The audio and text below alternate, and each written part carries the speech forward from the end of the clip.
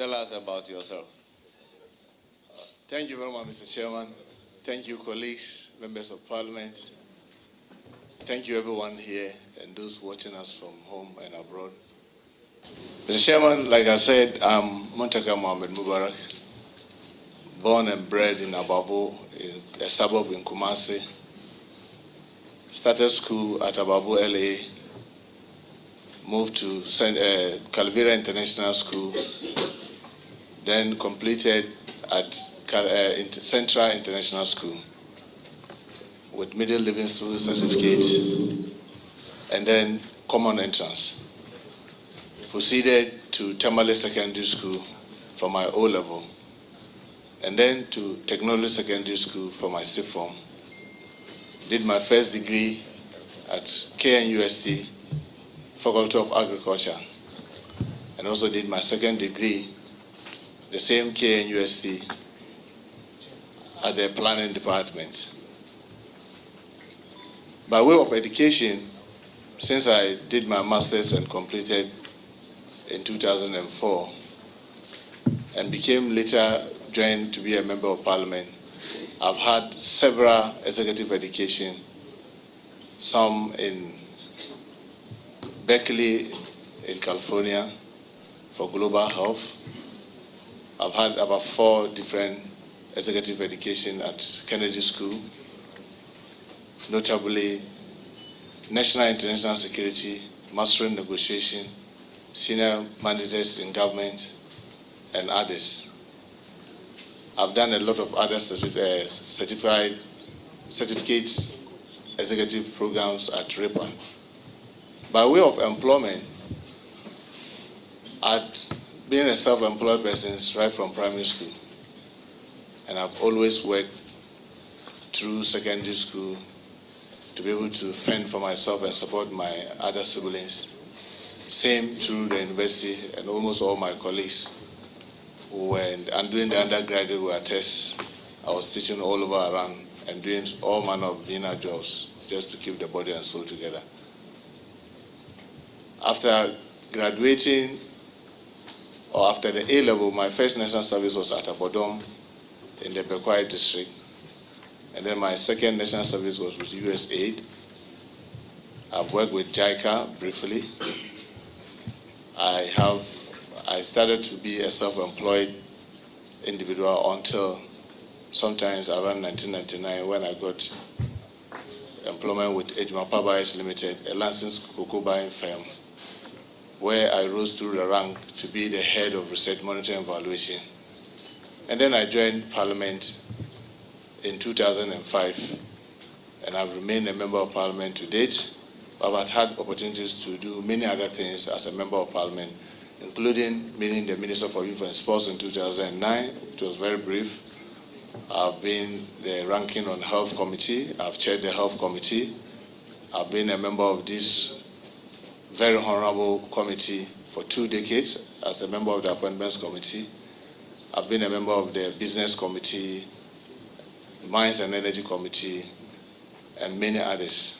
I got the privilege to be one of the 5 representatives from Ghana to represent Ghana in the Pan-African Parliament, where I've also served for over a decade. And there too, I rose to become the chair of the Committee on Finance, Monetary and Finance at the Pan-African Parliament. I've been the government whip in 2013 to 2016, and also been the minority whip between 2017 to February 2023. So, Mr. Chairman, in short, I will say this is how far the Lord has brought me. Thank you very much. We'll commence the vetting, and I have the pleasure to give the floor to Honorable Amankwa Menu. Thank you very much, Mr. Chairman. Mr. Chairman, let me take this opportunity to congratulate my brother and friend, Moose, as I affectionately call him. Congratulations. Thank you very much. I have some few questions for you.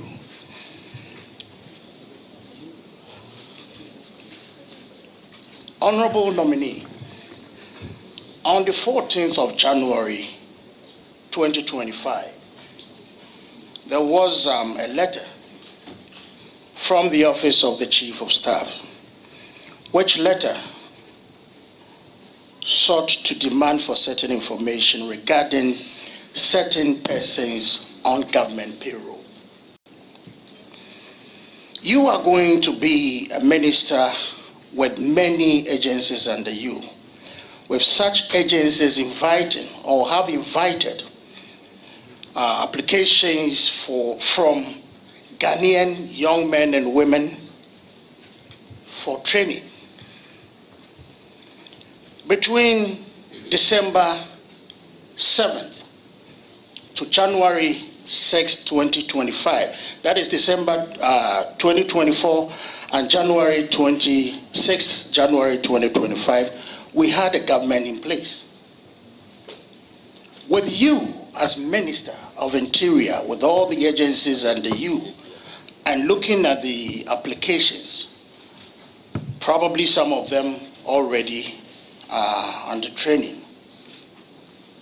Are you going to discontinue or invite those who are already undergoing training, as we experience, with sometime in the history of this country?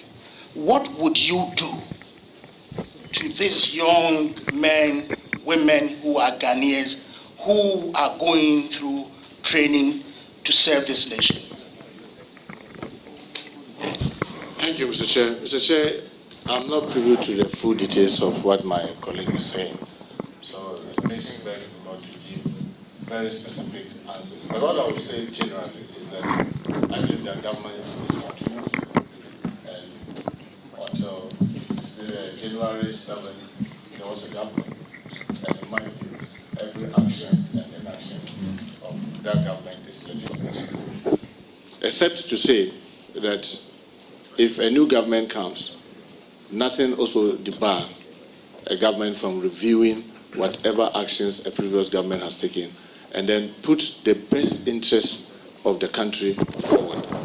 So because I don't have the details and the fine details of what you are talking, it may be very difficult for me to give very specific answers. But what I know is that if a government takes an action which is legitimate, obviously another government too has every right to be able to review it. But I keep saying, let us always do this in the best interest of our country. Because if there is in the best interest of the country, you act, you'll be acting right. Thank you, Mr. Chair. Thank you very much, Mr. Nominee. And thank you for giving me the assurance.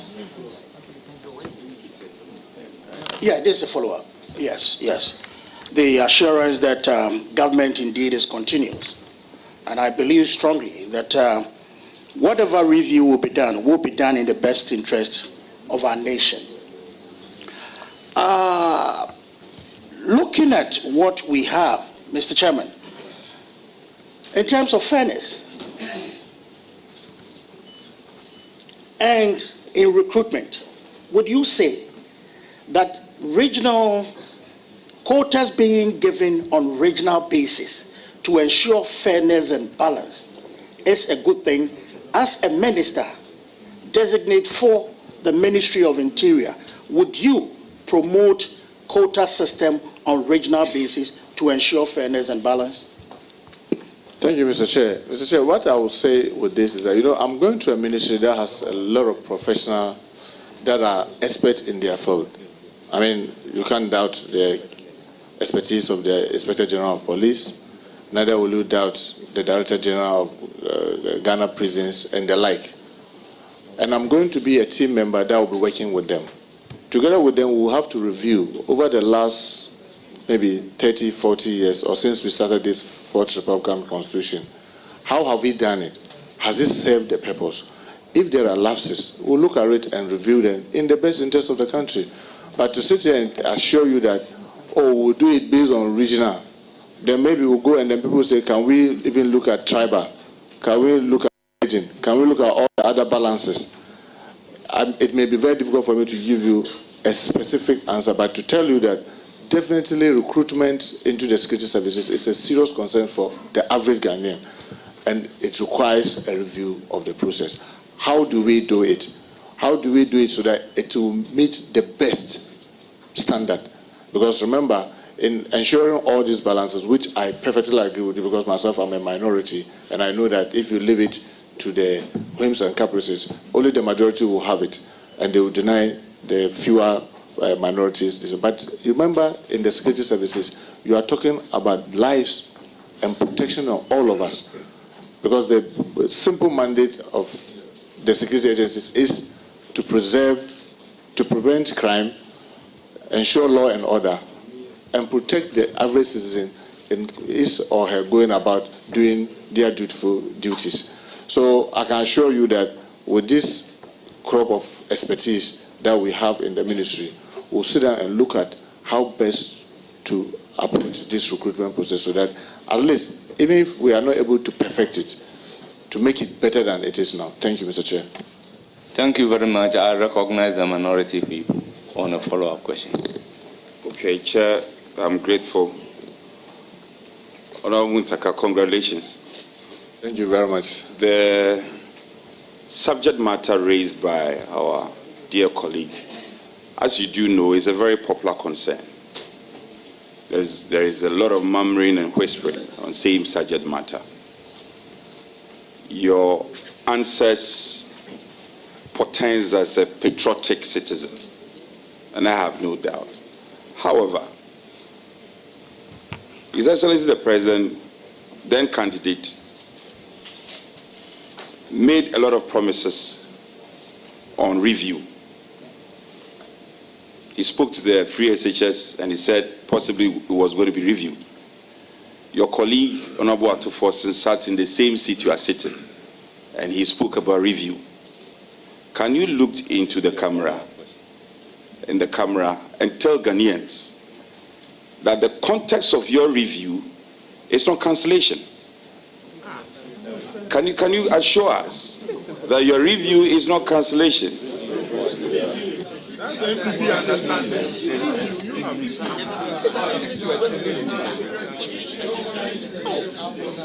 Speaker, I am asking, Mr. Chair, probably I should rephrase my question. My question to you, my good friend, is can you elucidate on your review? This review has been used by many of your colleagues, the review of the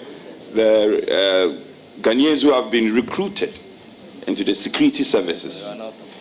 Does your review means cancellation? Can you assure us that the review doesn't mean cancellation?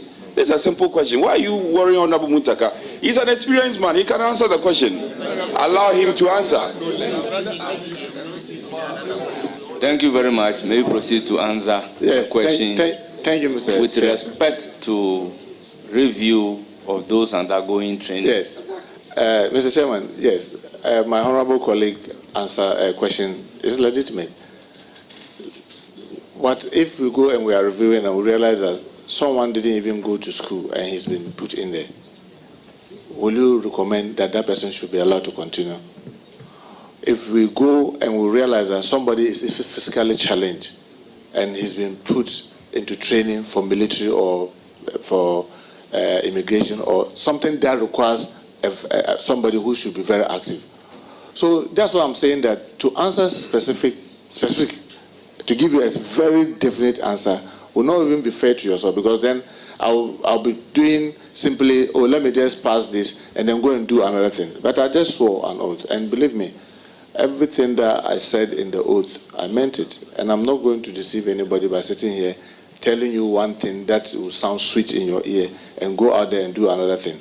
What I'm saying is that I can assure you I will be acting on behalf of His Excellency the President, His Excellency John Dramani Mahama, and he's a very fair-minded person. If you check our manifesto, specifically on paragraph 182, he said that we need to do everything humanly possible to put away excessive partisanship in the recruitment. process. So all these things are things that we'll look at with the aspects that have been in the police service, whether prison service, the national service, fire service, and all the agencies. Some of them have been there for 3 decades. They've learned so much. They've seen it come and go. And then if we sit and dispassionately decide that, look, what can we do in the best interest of our country? I'm sure we'll be able to come up with something that will meet the expectation of the majority of us. Instead of maybe whitewashing or sitting here when I don't have all the details to promise you something, then only go to the ministry and realize that what I promised honorable members of parliament is not something that can be achieved, or maybe I could even do far more. So I'll be grateful that, I mean, you know me, we've worked together, we've done a lot of things together with all humility, Mr. Chair. When I say we'll do it in the best interest of this country, I meant we'll do it in the best interest of this country. Thank you. Thank you. Any further question? Honorable Amankwa. Thank you, Mr. Chairman. Honorable nominee, I believe I've just been told that I have one last question. And it borders on promotion. There have been complaints from a lot of officers, i.e. police and the rest, of officers not being promoted on time.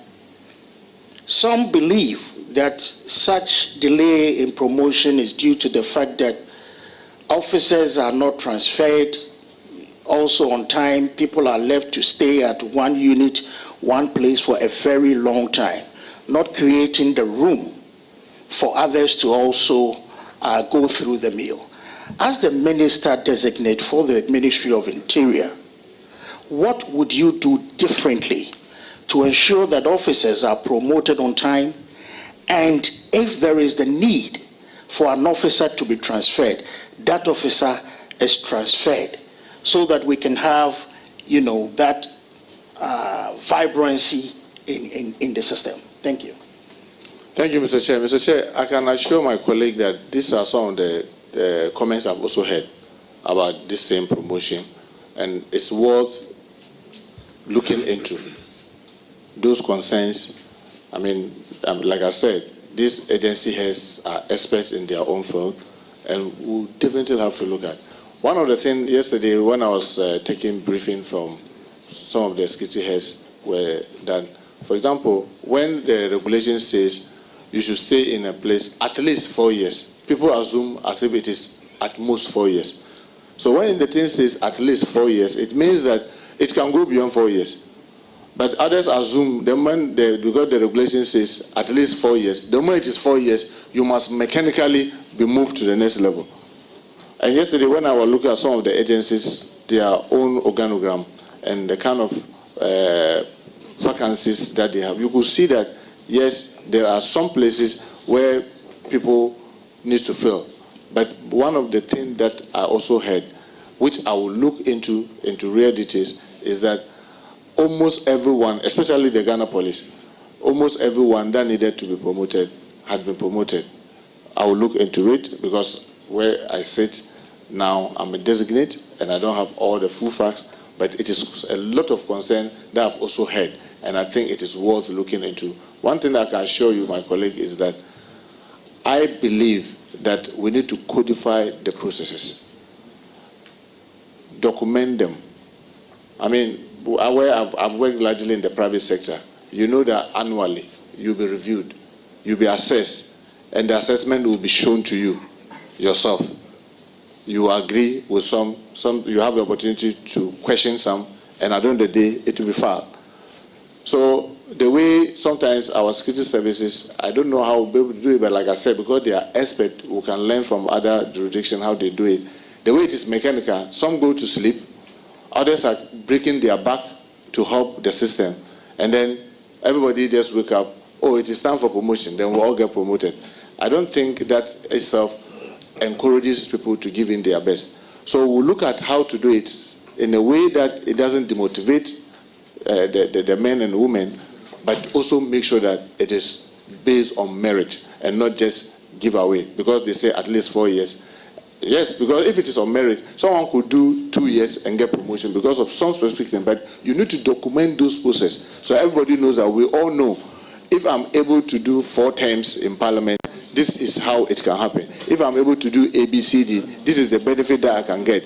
I'm sure when we are able to put all those things on paper and it is known and people are educated very well on it, when those promotions are happening, I'm sure people will be largely satisfied. Thank you, Chair. Thank you very much. Thank you very much, Mr. Chairman.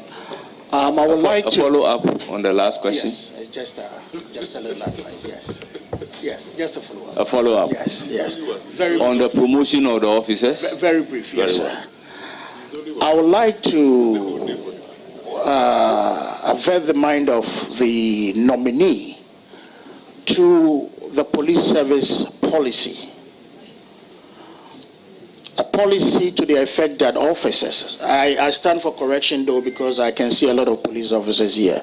Officers do not stay or remain at one post or unit for more than 5 years. I believe that the honorable nominee, when he assumes office, I believe he would. He said he's not a master, but I believe that he's a master in his own right.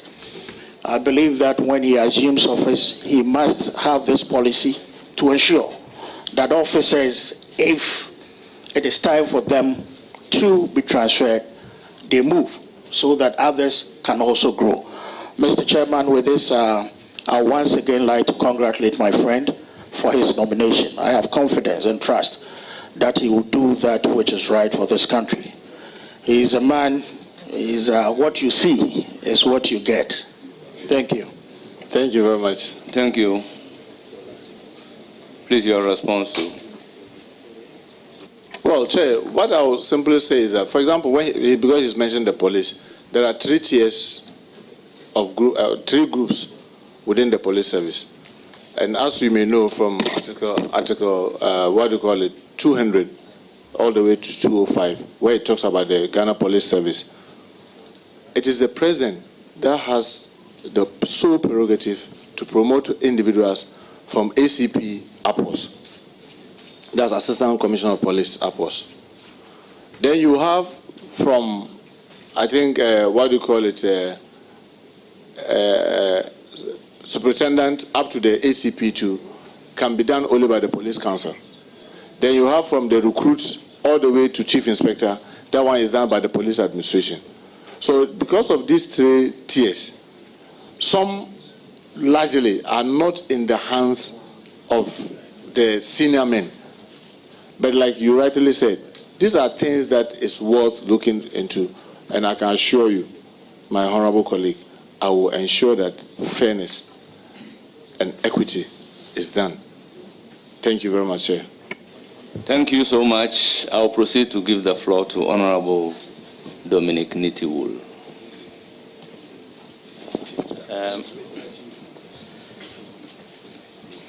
Welcome back to Parliament. Yes, but welcome back to Parliament. I'm not in Aba. The chiefs will charge me. My honorable friend, Honorable Mutaka, the nominee, I've known you in Parliament here over the last 16 years.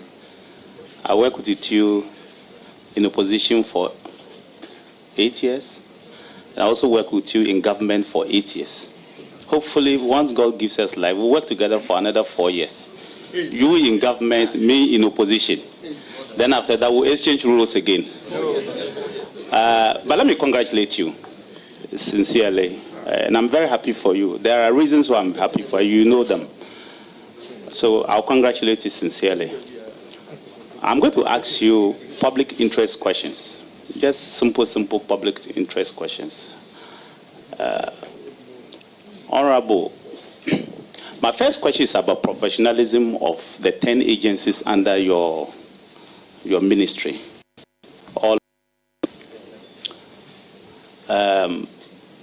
I want to find out from you and to see that whilst asking this question, particularly the Ghana Police, in ranking them over the period, I would say in West Africa, over the last 8 or even 10 years, if they are not the best, then they will be the second across West Africa. It's clear. people who come here, go to other countries, they would rank our police and others, immigration. If they are not the best, they'll be the second best. But there's still more room for improvement. We don't just want them to be the best in West Africa or Africa, but the world. So there are still concerns that citizens have that I believe I want to put to you and find out how you would address those citizens. The current Inspector General of Police and his team, the POMAC group, went and visited drivers, visited other people. In 2021, they took over to interact with them because of those same concerns. How are you going to ensure that motorists are not stopped on the way and harassed by agencies under your jurisdiction or your ministry, either on the road, in their houses, or any other place? Also, the few ones who will stop people and pick something from them, money in particular, how do you intend to ensure that we eradicate that thing forever? It should not be part of it. That's the professionalism I'm talking about. Added to that, it's still part of professionalism, so it's one question. Added to that, how do you intend to ensure that agencies that work under your ministry, when it comes to land issues, only act lawfully, but not because somebody has the might or somebody has the stature in society? These two things, they are all around professionalism, and they are public interest things. People suffer a lot in this country because of these two things. Motorists, people get beaten on the roadside. I have serious examples that maybe later I will discuss with you. But I want you to tell the public how you will address these issues so that by the time you leave office, these issues are not there any longer. Thank you. Thank you very much, Mr. Chair. I mean, my honorable colleague has been a defense minister for 8 years, so he really knows what he's talking about. Yes, I agree with you. You and I have been in Pan-African Parliament, so we travel across the continent.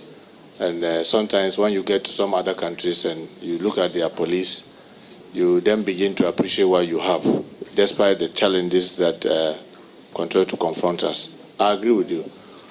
Fortunately, in the handing over the transition document, it shows that we've started using body cameras at the police.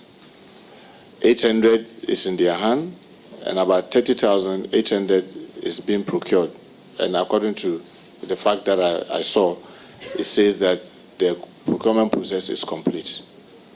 One of the things that I would do through the police council, remember, I'll just be a member of the police council, where truly with these experts will put and fashion how to safeguard all of us. We will ensure that if you are a police officer that you have to step out, then you have to have your body camera on, so that it takes away all the ambiguity and the troubles. Because when you put the body camera on, everywhere you are being recorded, not only you and your environs. So that if you are on the road extorting money, it will show. If you are brutalizing others, it will show. Whatever other thing that you are doing, the body camera will record and it will show what you are doing. So I believe that the hierarchy of almost all the agencies are also concerned when they hear some of these complaints. And they've been making frantic efforts to make sure that it goes down to the barest minimum. And we must also admit, in the, what you call some time now, you don't see much of this harassment on the road. But you still see packets of it. We must do everything to make sure that they remain professional. And the only way to take this ambiguity, in my view, Honorable Minister, Honorable Chair, is to have the body camera on and then insist and make sure that everybody adheres to it. Secondly, with regards to the land issue, all of us have been victims. I've had an incident of where you legitimately acquire a land and then you are called that, some guys have come on, and then you call the police. The police that you call are on their way to the place. You get there, and another person have called the police, also called police. And both are coming from the same station. And I was wondering, how did this happen? That I will call from one station, police move. The same station, another person calls, they move, and they came and met there, two of them, two vehicles, and they were all from the same station. I said, okay, then let us all go to the station. And yet, me, who have legitimately acquired mine, I'm holding my document. The other person who called the others, he is not there, but he was able to call the police to come. And then you go to the police, now they realize it is you. Who is the other person who called you? Oh, no, that one, you see, I cannot divulge that to you. I said, what is that? And then, so what you are saying is a legitimate thing. And you've seen people lose their legitimate land. And I mean, with this land, I believe that, Mr. Chair, I know when the Minister for Lands, the nominee for lands comes here, we may have to fast track the proper documentation of all the lands in the country because they are digitalized. I can tell you, and I'm sure Chair is aware of this, where someone, in trying to beat the system, went and backdated the document and said that he bought the very land that I said I bought in 1995, but he paid the monies in Ghana cedis. When in 1995, we didn't have Ghana cedis. And that's how the person got caught. Because he said he paid it in Ghana cedis. And in 1999, there was no Ghana cedis. So you see these things are really happening. But like you rightly said, with professionalism, these are experts. I would demand that the professionalism, that the standard that they've set for themselves, they should hold themselves to it. And I can assure you, honorable colleague, that I know it's not going to be easy because that will require a change of attitude, change of behavior, a mindset. But we'll dare and make effort to get them to be professional. And I'm sure once they are professional, most of these things, even if they don't fizzle away, you will have very minimum of it. Thank you very much, Chair. Thank you. Any further questions? Yes, just one little question on the professionalism. Will you consider setting up, I know the police already have it, immigration, all the agencies have it, but will you consider setting up a complaints unit under your ministry itself and uplift you to the status of a director, where citizens can go and complain direct without being intimidated, or they have that feeling that they will be intimidated? If there's not one, will you consider doing that? Mr. Chairman, I mean, this is a very legitimate thing. I have had that serious concern. You know, currently what the police, what they do is that they, when something happens, then the police themselves will say they have the police professional, what do you call it? They have the PIPs, where they will be investigating the issue. I believe that we need to have an independent body that composed with other persons, not necessarily police alone, investigating these complaints. The Standard Bureau, the Independent Police Standard Bureau, that we've seen in other jurisdictions, we need to be able to do that. And together with the hierarchy of the police administration, we'll take steps to do that. And Mr. Chair, my colleague was right. I remember when the 7 young men in my constituency were shot and killed. And then I remember the then Minister of Interior came to Parliament and said, Honorable Monica, we are going to investigate. I say, I've had many of that have been investigated by the police and I never heard anything. I insisted, and then that push for an independent committee to be set, which was chaired by a High Court judge. And the results was different, because it came out that they were not armed robbers, they were just killed. And we had to even pay compensation. So there are examples of when we insist that the police alone should not investigate, actions have been taken. I must also admit, there have been instances where the police themselves also investigated alone and have been able to find culprits and punish them. But I believe that if we are able to have an independent standard, police standard bureau, or it's like we said in other jurisdictions, it will put the trust of the ordinary citizen more to be able to call and make the complaint than just to leave it with the police. And not only the police, it's the same with the prisons, the same with the National Fire Service, the same with immigration and other agencies that are under the Ministry of Interior. So I can assure my colleague that we'll do that. But whether to do it in the ministry is something that I will look at its possibility. Maybe a director to ensure that those agencies have, because remember, these are professional bodies that are well trained and they are experts. All we need to do as a team is to ensure that they are acting right and they are doing what is right. Once we get them to do that, maybe I can designate a director who will be supervising to ensure that all of them set this thing.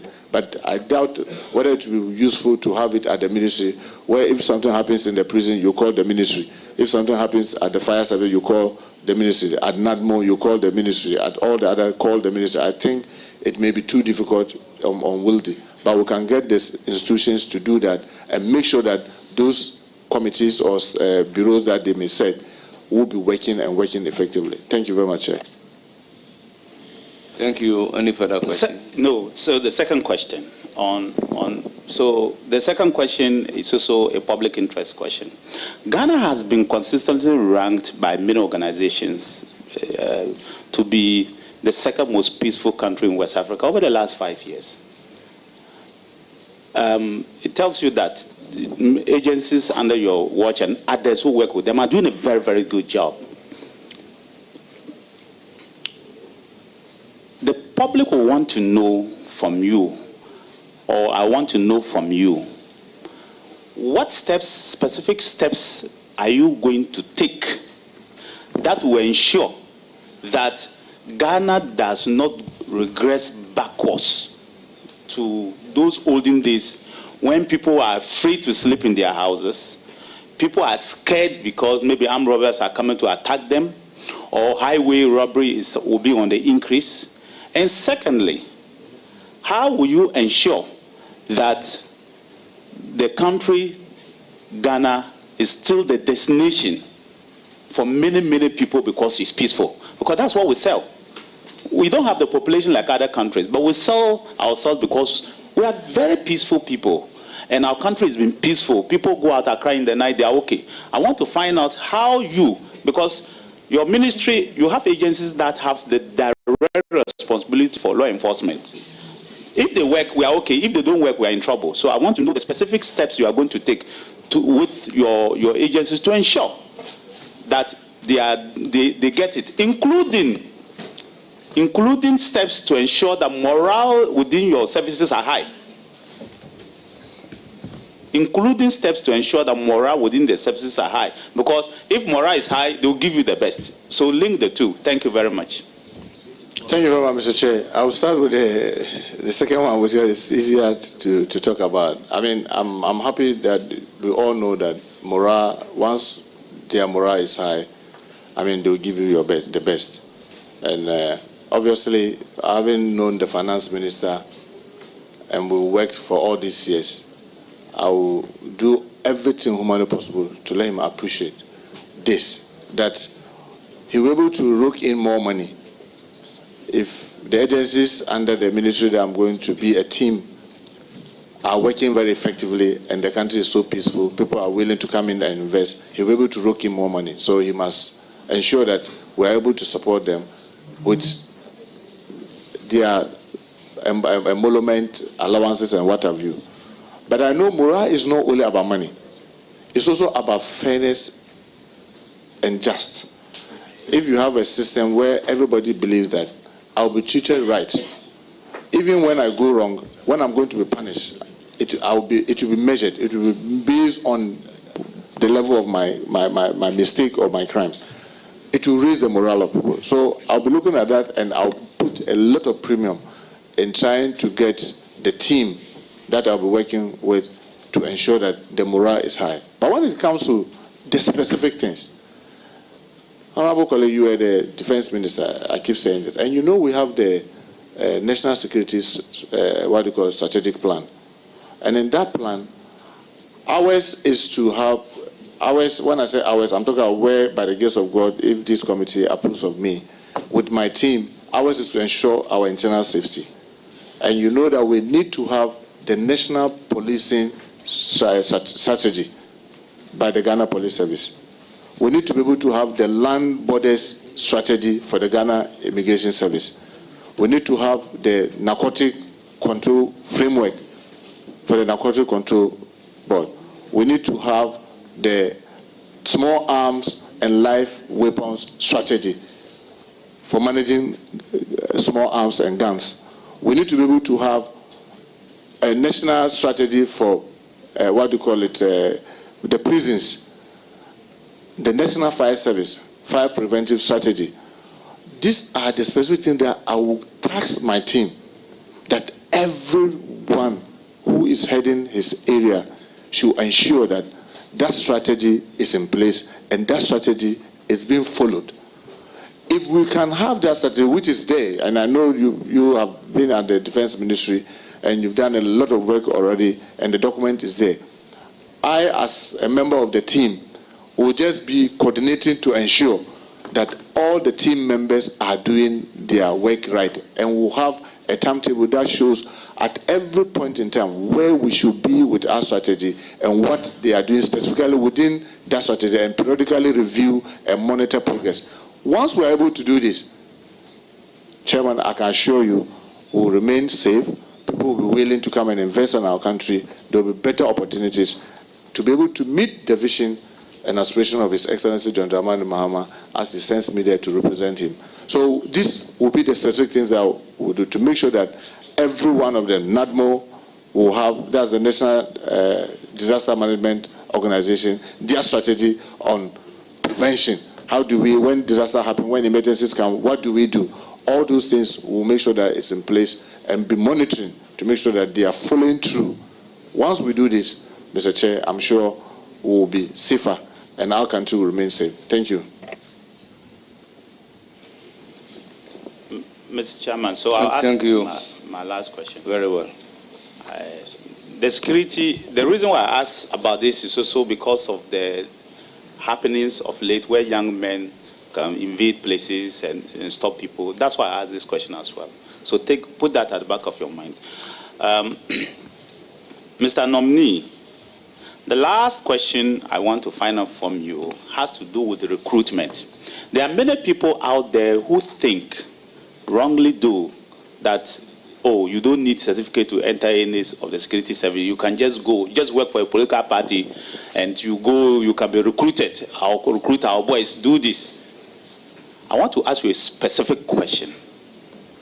Will you recruit unqualified people into the Ghana Police Service, into the Ghana Immigration Service, into the Fire Service, and other security services? Unqualified persons, no, no, no. Thank you very much. Thank you. Honourable members, I will give the floor to Honourable Mahama Shaibu. You have the floor. Mr. Chairman, I'm most grateful. Leader, Honourable Nominee, congratulations. Thank you very much. A very well-deserved appointment. One of the critical agencies under your ministry in the criminal justice delivery is the prison service. They have a huge responsibility of safekeeping, reforming, and transforming prisoners. In recent times, we've had very negative news about these three key responsibilities. Measures. What plans do you have to reform the prison service generally to meet the very basic responsibilities they are charged with? Thank you. Thank you, Mr. Chair. Mr. Chair, as a country and as part of our national security strategy, we have the prison reform strategy for the Ghana Prison Service. And I must admit, even from the briefing, the few briefings when I was preparing for this today's hearing that I've seen, honestly, they've been left to be deep orphans. And sometimes all of us tend to forget about them. And that could be the weakest link in our strategy to keep this country safe. I can assure you that I am going to pay a lot of attention to the Ghana Prison Service as part of the team member.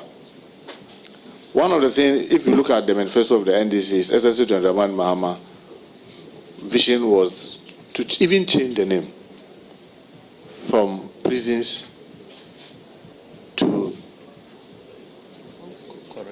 corrections, so that even the mindset may begin to change. But I can tell you that there are so many examples that we can see around in the UK, in the Singapore, even in our own neighboring East Africa, Kenya, where they are using private partnership. They are using PPP, public-private partnership, to deal with most of the issues in the prisons. I'm reliably informed that when you go to Kenya, every number plate that you see on the car is coming from the inmates, because they give opportunity for industry to build these factories within the prison. It serves multiple purposes: training of inmates, it gives them skills, it gives them income. And obviously, because they are prisoners, the income that, or the payment that are made, are not as if the factory was set up outside. This is an area that we need to look at, because the Nsawam prison, for example, has vast land. You go to Ankafu, there's vast land. If we're able to do that with government support and the rest of us in the multisectoral nature of what we are doing, it is going to help them, because currently, even feeding, sometimes it's, when I heard it yesterday, I was shocked that we can treat each other that badly. Today, the rationing for a prisoner in Ghana is 1 cedi, 80 pesos. For the whole day, 1 cedi, 80 pesos. And I doubt, with the greatest respect to these members of the committee and those listening to us, even the cats and dogs in our houses, how much food do we give them that will put our own compatriots, because of one mistake or the other, in trying to correct them, we feed them with 1 cedi, 80 pesos, and expect that they will not have communicable diseases, they will not have skin diseases, they will look healthy, they will come out reformed. No, no, no. We are rather putting them in an area where we are expecting them to come out more criminal than they went in.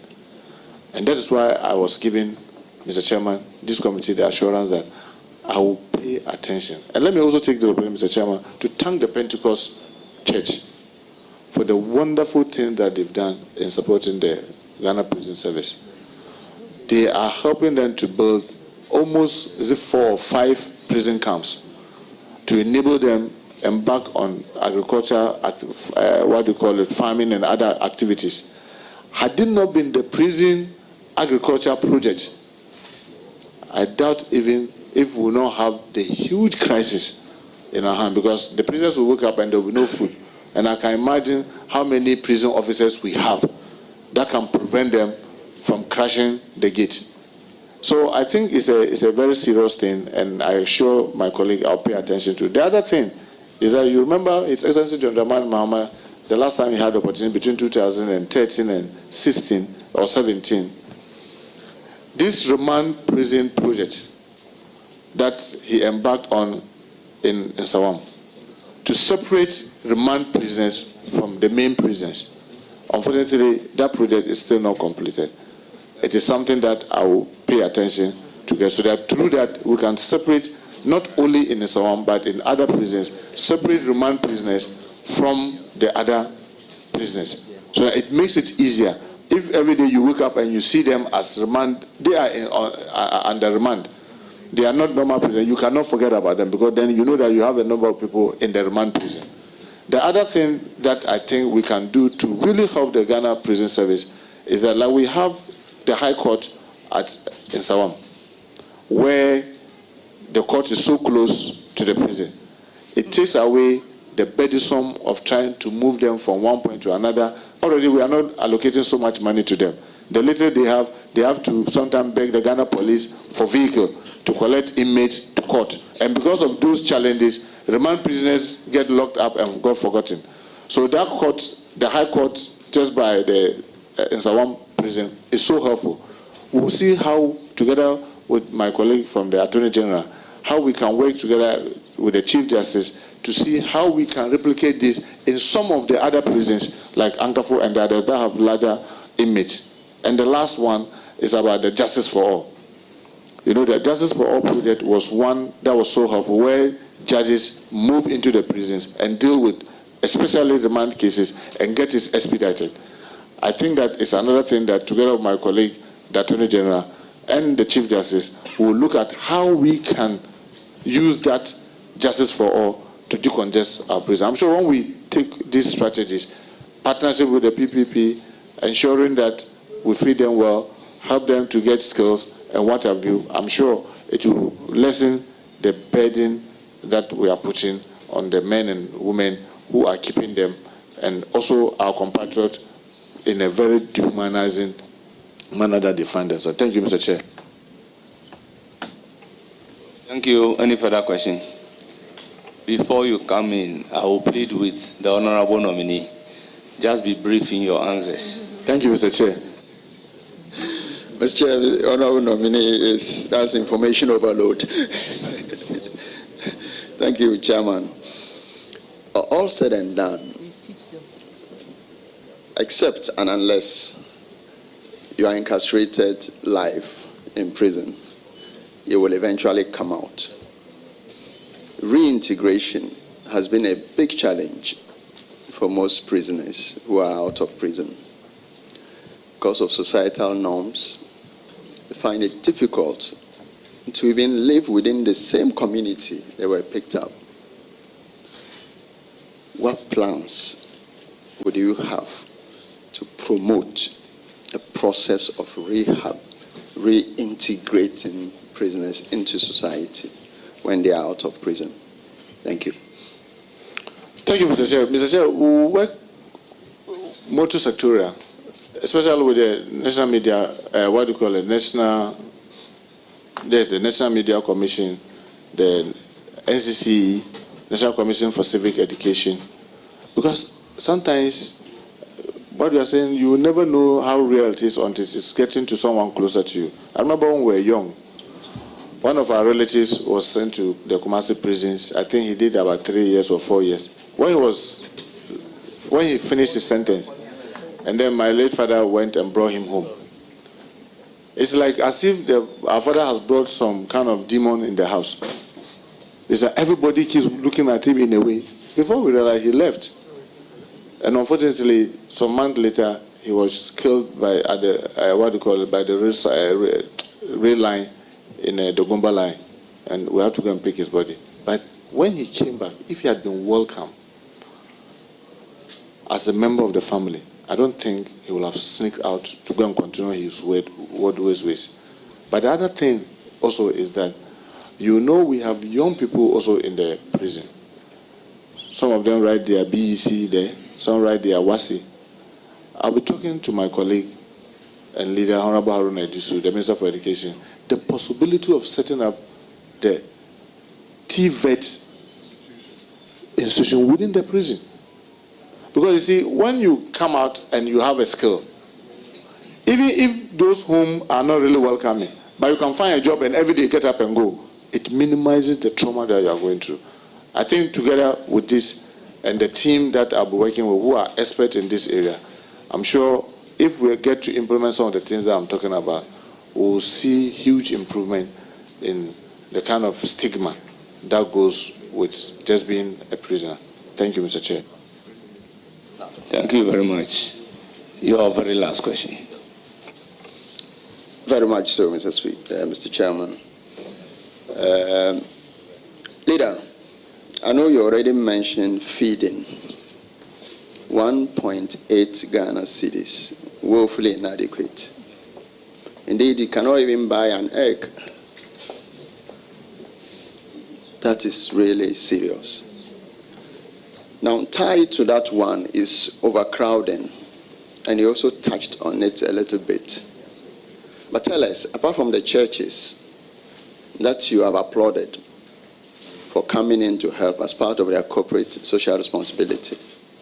What plans would you have in tackling these two issues? And on that note, let me wish you Allah's blessings. Thank you very much. Mr. Chair, I take this opportunity to call on other organizations, Muslim organizations, other Christian organizations, other non-governmental organizations, to see the inmates as human beings just like you and I. Because one thing that is real is that if we continue to rely on GOG, we will only be talking about the problem. We will never be able to deal with it because of how tight the kitty is. But if we all see that, yes, these are our own brethren, but for one reason or the other, they find themselves there, and we are willing to assist, I'm sure this will improve. But secondly, we need to also be exploring public-private partnership. I know that most prisons in America are private. People build a prison and the government rents as a way of decongesting, having in mind all the security concerns, making sure that it is good to keep and safe and to not tamper with the national security strategy. They build it to meet the standard and then government rents. That is a possibility. Some of the agencies I've seen in the briefing are sitting on very good prime land, and they are now using it in exchange for some facilities. This is also an area that we can also exploit, because then we will then be able to get these things built either through our own benevolence or through this public-private partnership and decongest. And then also, you know, the prisons are in categories. We have maximum, medium, and whatever. We need to be able to do the separations very well, or for lack of better word, for the stratification, where you classify them properly. Because you may go to a place like maybe Ejura, and it's not congested. But you come to Nsawam, it's so packed, or Kumasi. Meanwhile, the kind of prisoners that you can keep in Ejura, some are in Kumasi prison, and you are keeping them in Kumasi prison, where the place is congested. When Ejura is not congested, we need to look at that. And together with the team that I'm going to be working with, we'll be looking at how to get all these things so that we'll decongest our prison. Thank you, Mr. Chair. Thank you very much. I will now give the floor to Rita Naudole. Thank you, Honorable Chair. I wish to congratulate my leader for his nomination by His Excellency John Dramani Mahama to the Ministry of Interior. Congratulations, Leader. Thank you. Leader, as we are still on the prison service, they are in my constituency. And there is one issue that I have seen ongoing there. That is we're talking about inmates, but I want to talk about the prison officers. Their barracks is being pulled down. Officers have been made to go and rent outside. What plans do you have? And in the name of public-private partnership, what plans do you have? Is it that after the construction, the officers are going to be brought back to the barracks, or they are going to still remain in town? Because sometimes they have to work late in the night, and I believe being in the barracks will be a good thing for them. So what plans do you have to ensure that we'll have a barracks for the prison officers? Thank you. Well, thank you very much. What you're talking about hasn't come to my notice, but definitely is something that I have to go and look at. Because what I know with the public-private partnership is that before they even pull down that building, they will have built a standard facility where the officers will move in before they will even come and demolish this one. So if you have a situation where that has not been done and yet they are pulling down, then I think that may be wrong. But I will not be able to say tentatively what you are saying is whether it's accurate or it's not accurate. But it is worth looking into, and I can assure you that I will definitely look into that, Chair. Thank you. Thank you, Chairman. My second one is, what measures will you implement to ensure fire service responds promptly and effectively to fire emergencies. My reason for asking this one, recently in Saboba Senior High School, there was a fire outbreak in the girls' dormitory. I watched on TV and I was very sad because the fire service went in there and their equipments were not working. And so they had to rely on buckets of water to quench the fire. And I think that is not the best for us as a nation. What measures will you put in place to ensure that the fire tenders, either they'll have more or whatever equipments they are using will be maintained properly to serve us well? Thank you. Thank you, Chair. This is another orphan within the team. In the team that I'm going to be part, this is one of the serious orphans. And I can assure you that when I was taking the brief, I felt very sad too. And it's an area that, Mr. Chair, I'll pay a lot of attention to. Because as all of us know, just as fire is good to cook, fire is also good to destroy. And the bottom line is that, I'm sorry to say this, Chair, all of us just think that God will take care of emergencies. God will take care of the negative things. Once every morning we wake up and we pray, everything will be okay. We do not just don't want to follow through with our strategy of what if there's fire, what do we do? And Mr. Chairman, with a greater respect, I've been in this house for over 2 decades. And even this room, I've started to do this, the assignment that you are doing severally. May God forbid, if now we hear a bomb, you just only hear Ajay and all be scattered. Nobody will know where to pass. Nobody is telling us even where we are. In case there's an emergency, where to pass. There are no signs, there are nothing. Most of the extinguishers that you may see around, are they really working? Nobody knows. Until there's fire, then you go and lift it and realize that it is empty. Because we are not following through with the national strategy on fire prevention, which is part of our national security strategy. One of the things that you notice is that in the briefing, I realized that since 2015, thereabout, 2015, 2016, thereabout, government has not been able to procure any major equipment, apart from just about 3 hydraulic, ladders. No fire tender has been procured in the last 9 or 10, almost 10 years. So what it means is that you and I are using vehicles. Even our vehicles that do not carry the kind of load that their work entails.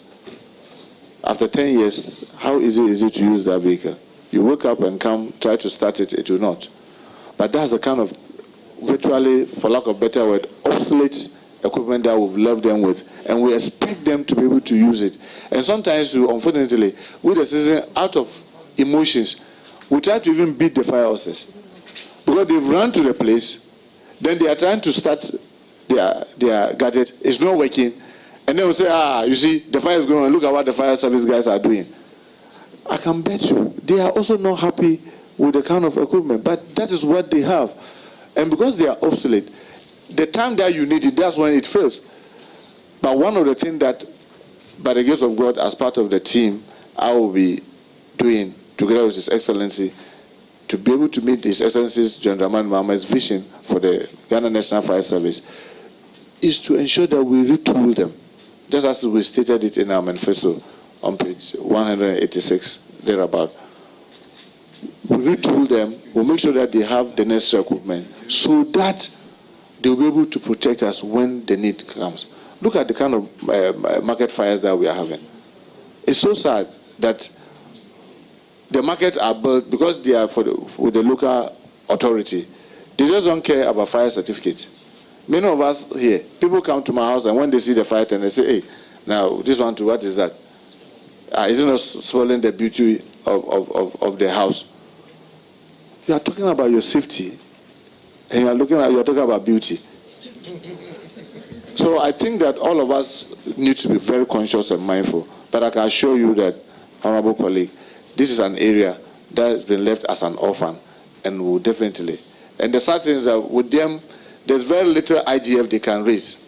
So it makes it more difficult for them. But by the grace of God, when this committee approves my nomination and I get to the ministry to join the team, we'll give it our very best to retool them so that we'll be able to protect all of us. Thank you, Chair. Thank you very much. I recognize a follow-up question from Jerry Shai. Thank you very much, Mr. Chair. Honorable Muntaka, congratulations. Thank you. Just a follow-up. In my constituency, Wejagbawe, the fire tender has not worked for 18 years. I've heard you give assurances. But I'm also thinking, do they get risk allowance? And how much are we thinking of upgrading that, if at all? Because I witnessed the fire got a property in Bawe. We had to call the next constituency, Anyasotrum, to furnish us with their tender. At the time the tender came, the fire had already gutted the property. First of all, how do you intend to ensure that this is properly and comprehensively taken care of? Bear in mind the fire officers who take the risk to go, like you rightly stated, some of them are actually ostracized. And who tell that? And in fact, when I was there, they threw stones at us. So just want to know how you intend to deal with that comprehensively. And if you are giving assurances, whether you have intentions of giving us some deadlines. Mr. Chairman, I really wish I could give a deadline. And Mr. Chairman, because of members, let there be order so that we can take the answer. Thank you, Mr. Chair. Mr. Chair, I really wish I could give assurance and even give timelines. And believe me, the timeline will have been yesterday. Because these are institutions that are really suffocating. And I'm very happy that you brought a very important aspect of their challenge, the risk. Officers are dying because of inhalation of substance, smoke and what have you. Sometimes they get burned. Sometimes they fall and get injured. And when they do this to protect us, we don't even forget that we need to even take care of them. If you care to know, the Ghana National Fire Service do not even have a clinic of their own. They fall on the Ghana Police and the Ghana Health Service. And sometimes the bills, because of the refund bill, the delay in releases, these hospitals do not even want to receive them. So imagine a fire officer wakes up from his house, just like you and I have done, come to work, go to risk his or her life to try to protect us. Then he or she gets injured. We don't have a facility to take care of him or her. They try to go and borrow money to get other help in other places. It takes months for us to refund. So one of the things that I can assure you is that because we have part of the national security strategy, we have a strategy for prevention of fire at the fire service that encapsulates almost all these things that are in there. Like the answer that I gave earlier, I will ensure that we follow through. The team members, everybody should follow through with what is in the strategy. Because if we follow the strategy, we will not be sitting here talking about some of the things that, because those answers will come by themselves. So that's the assurance that I can give you. Thank you, Mr. Chair. Thank you very much. Your last question. Thank you very much, Mr. Chairman. Honorable nominee, my leader, having worked with you for 4 years in Parliament, I believe you in your interpersonal skills, and I know it's going to come to bear when you go to the ministry. I want you to assure us as members of Parliament that we will not come and queue too long at your door when we come to visit you, because some of us have experiences where you go to visit a colleague minister, you have to wait for about 3 hours, 2 hours, and I don't think that is the best. And so on that note, I want to wish you congratulations and the very best on your new appointment. Thank you. Thank you very much, Mr. Chair. I'm sure everyone around this table who have been in this house for the past 4 or 8 or 12, or when I was government whip and whip, no MP knocks on my door. The instruction from my secretary is that when MP comes, That is not your business. Whatever I'm doing in there, you let him or her come in. It is for me to say, oh, Honorable, can you give me 5 minutes or 10 minutes? So that at least I know the MP is there. It is not the business of my secretary to tell the MP to wait. I can tell you and assure you, my sister and colleague, I will take this same attitude to the ministry. When you come to my office, you will not have to wait. If you have to wait, maybe it's because you yourself will see that I'm doing something and I'll be able to give you time that if you have to go and come, but not to just come and the secretary will just tell you, wait, because instructions I always give.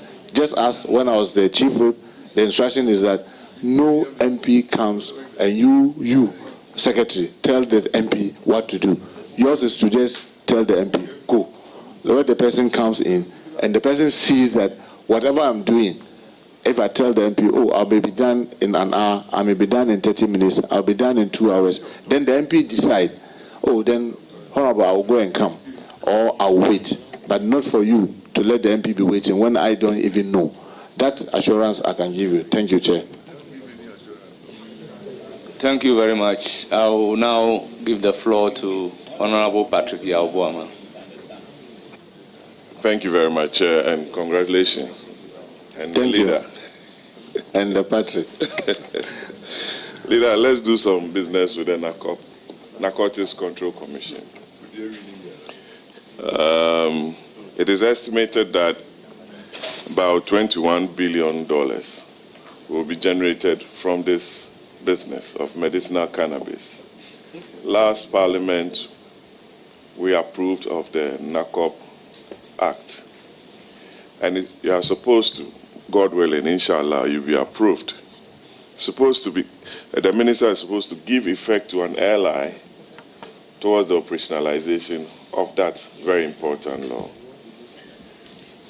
Ghanaians and the world will want to know, since it's a very big trade and you require a lot of investment in there, we want to understand your strategies on licensing, regulation, and the implementation of this very important law towards the realization of the objectives of this act for the good of this country, to drive lots of forex to show up our economy and our currency. Thank you. Thank you very much, Mr. Chair. I'm very aware of this, the bill. I remember the controversy that took us to even the Supreme Court, and then we came back to fix it. And it was level of the regulation that was supposed to be laid and then get the 21 sitting days. This has not been done.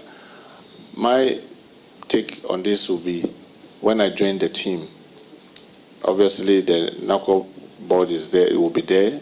The experts there will be there. Obviously, the new president, His Excellency John Dramani Mahama, will be made aware of the law. And I believe that once it's in tandem with his vision for that sector, you can be rest assured I will lay it without delay. But obviously, I will have to listen to the expert there.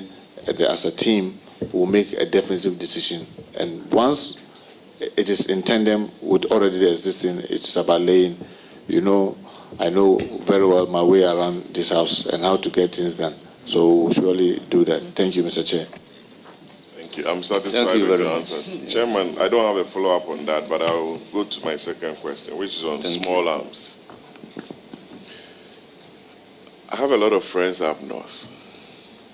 One recently came from the States, drove to his father's village, Mr. Ndebugri's son, my mate at the law school.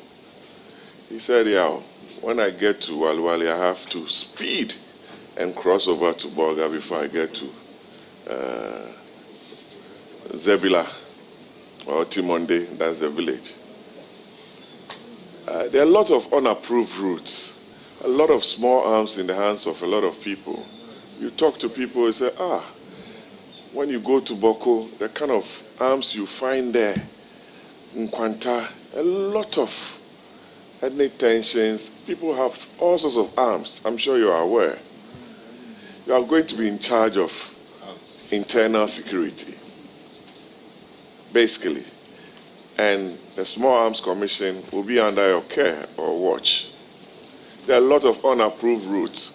God willing, immigration will be under your care. Please, what can you tell Ghana or Ghanaians about some of the things you'll be doing to control the proliferation of small arms into our country? Thank you. Thank you very much, Mr. Chair. The concern of my colleague is real. It's a big threat. And if we don't watch it, it can really escalate. And you see in the areas where there are conflict, sometimes you wonder where they get the guns from.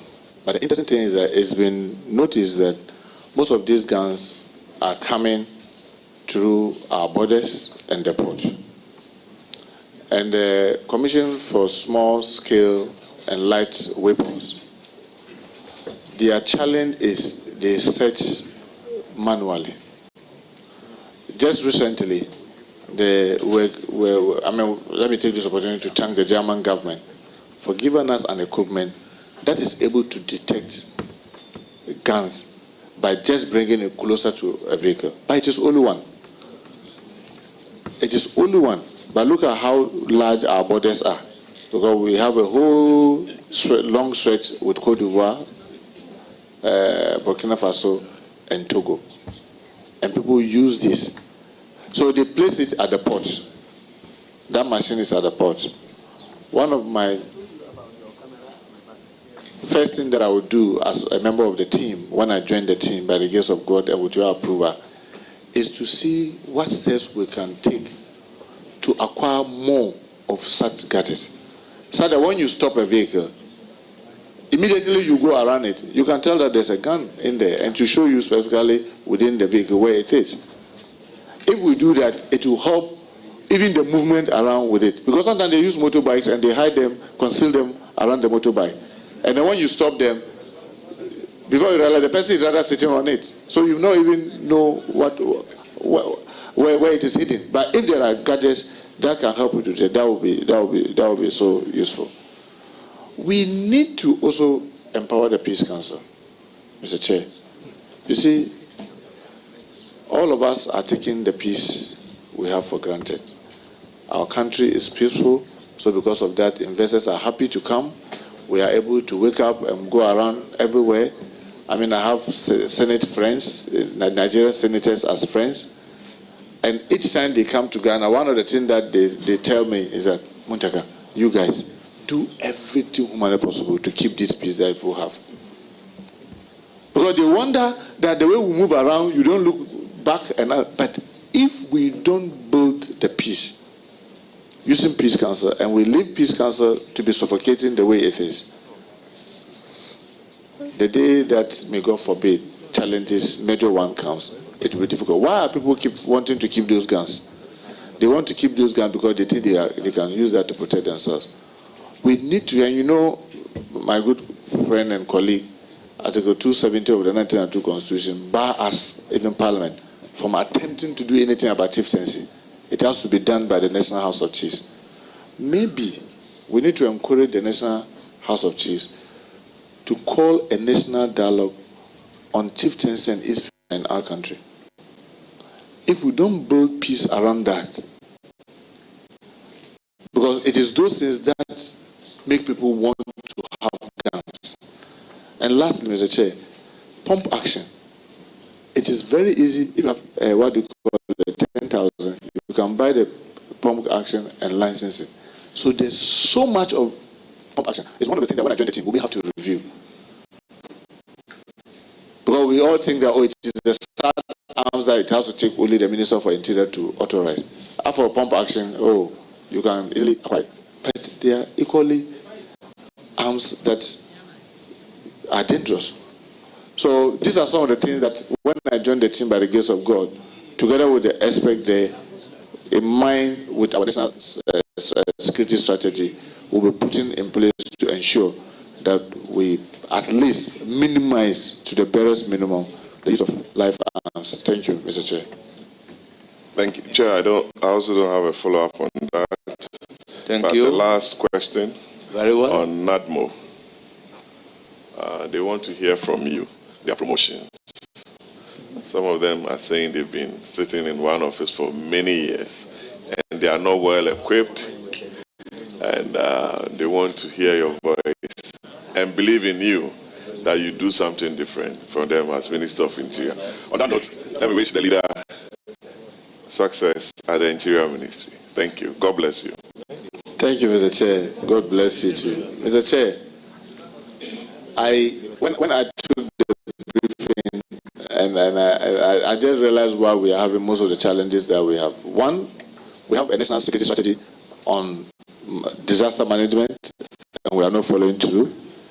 We have this huge organization, NADMO, that we are not paying attention to.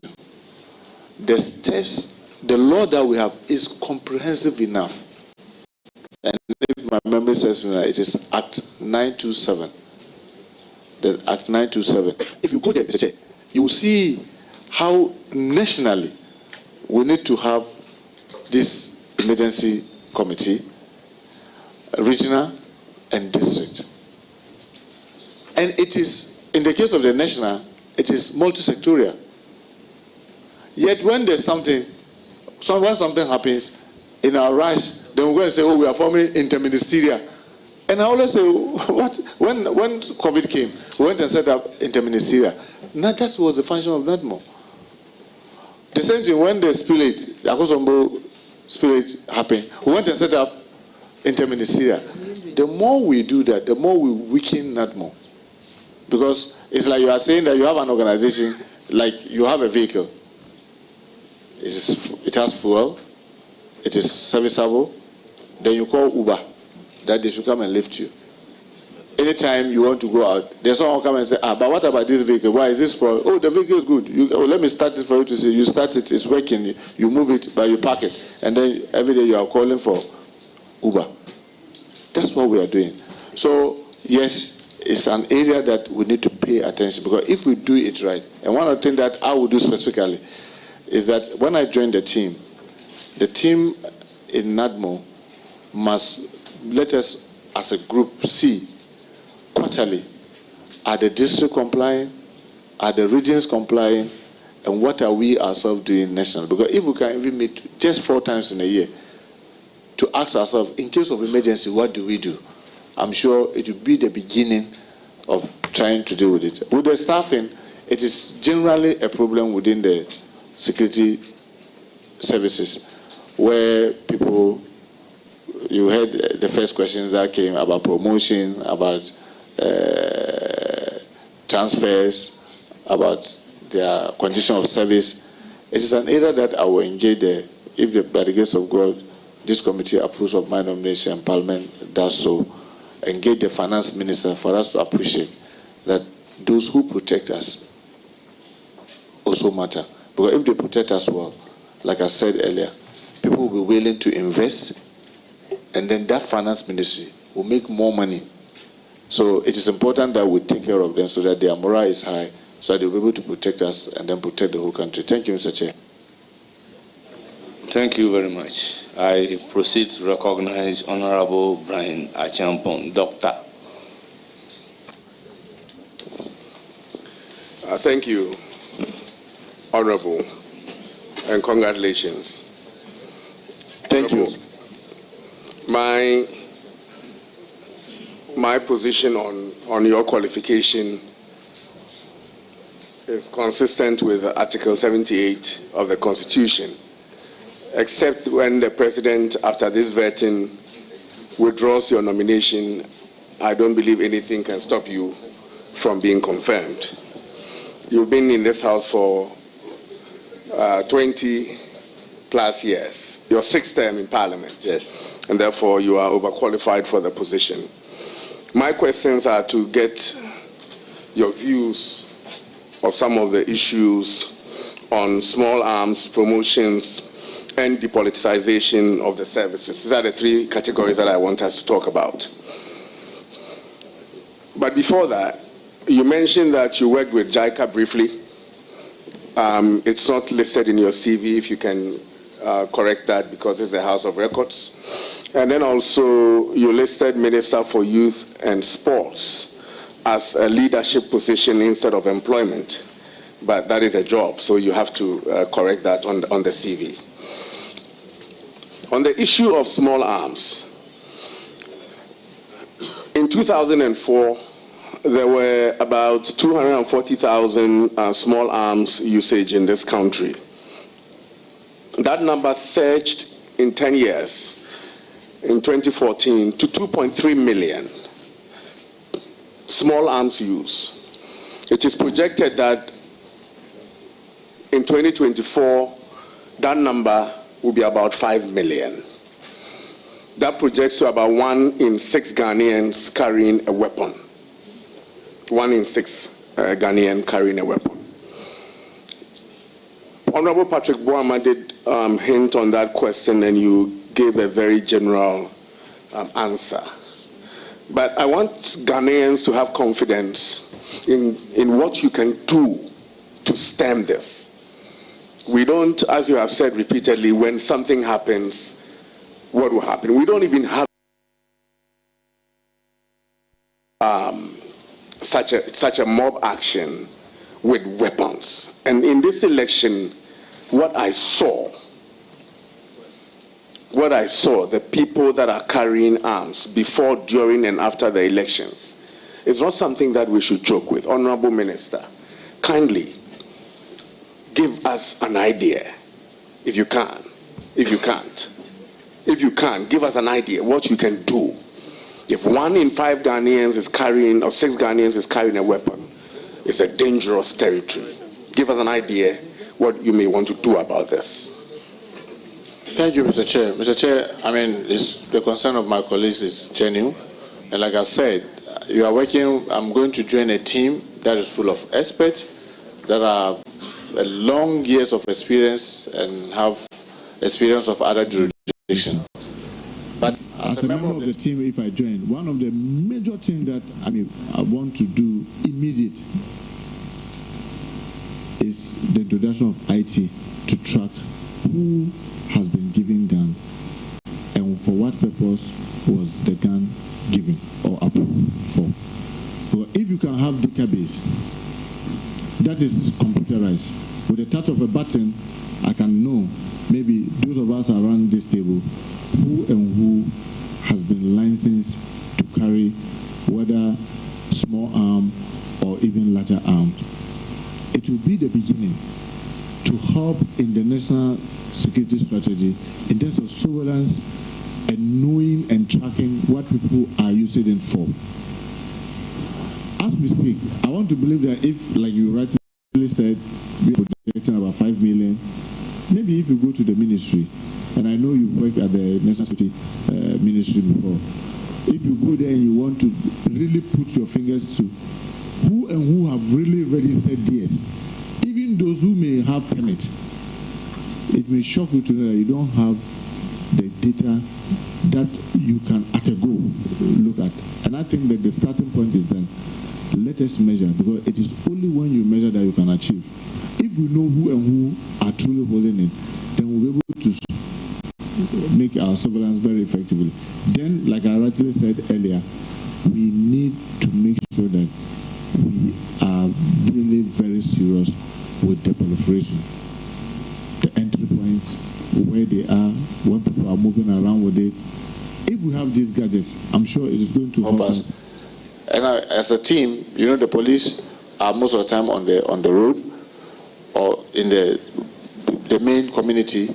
They are more closer to the communities than probably maybe the small arm. Because if you look at the number of officers, about the commission has, they are fewer as compared to the police, Ghana Police Service. Collaboration as a team, I'm sure we should be able to minimize the proliferation and also be able to track even the usage. Thank you, Mr. Chair. A follow-up on that. Before the follow-up, Honorable Nominee, we all know Wabi. You are very intelligent. A lot of information. But let's keep the answers very brief. Chairman, I will make conscious effort to keep the answers very, very brief. Thank you very much. Dr. Brana Champong, your next question. A follow-up on that. Since we are in an operation recover mode, are you able to when you take office, launch an operation, recover small arms by the Ghana Small Arms, because it's frightening. And the figure that I mentioned, the Ghana Small Arms reports that about only 50% of that is the 2004 data, only 50% of that is registered arms. The rest are unregistered, illicit weapons. So can you launch a program? Yeah, I mean, in advanced countries, they launch a program, tender in your weapon, and get some cash, do this, and get this thing, so that at least we can reduce the number of weapons in circulation. It's quite frightening. Thank you, Mr. Speaker. Mr. Chair, I can assure my colleague that with the team, we'll look at that, because we can get maybe non-governmental organizations that may be able to support us. We can grant amnesty, because some people may be having it.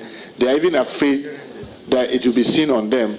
Maybe when they wanted it, there was some reason why they wanted it. Now they have it, they can't register it, but they want to tender it, but they are afraid. We can give some amnesty window period for that, and probably look at the exchange for cash or exchange for some kind. But like I said, when I joined the team, we have more experts there, and we'll put our heads together to see what we can do in the retrieving. Thank you, Mr. Chair. Thank you, Honorable Nominee. I'm encouraged by this last statements of yours. Honorable Nominee, on the issue of promotions and transfers, promotions are usually based on time in grade and time in service. When the time comes, I'm supposed to serve 4 years, I move to the next rank. 4 years, I don't need the prompting of any person. I don't need it to look as though it's a favor from a superior. I've done my time and promotion is due me. Except for when there's a vacancy issue at the top, which in that case, you are paid by the rank that you have achieved. But because there's no vacancy, okay, you will have to wait to then fill the rank.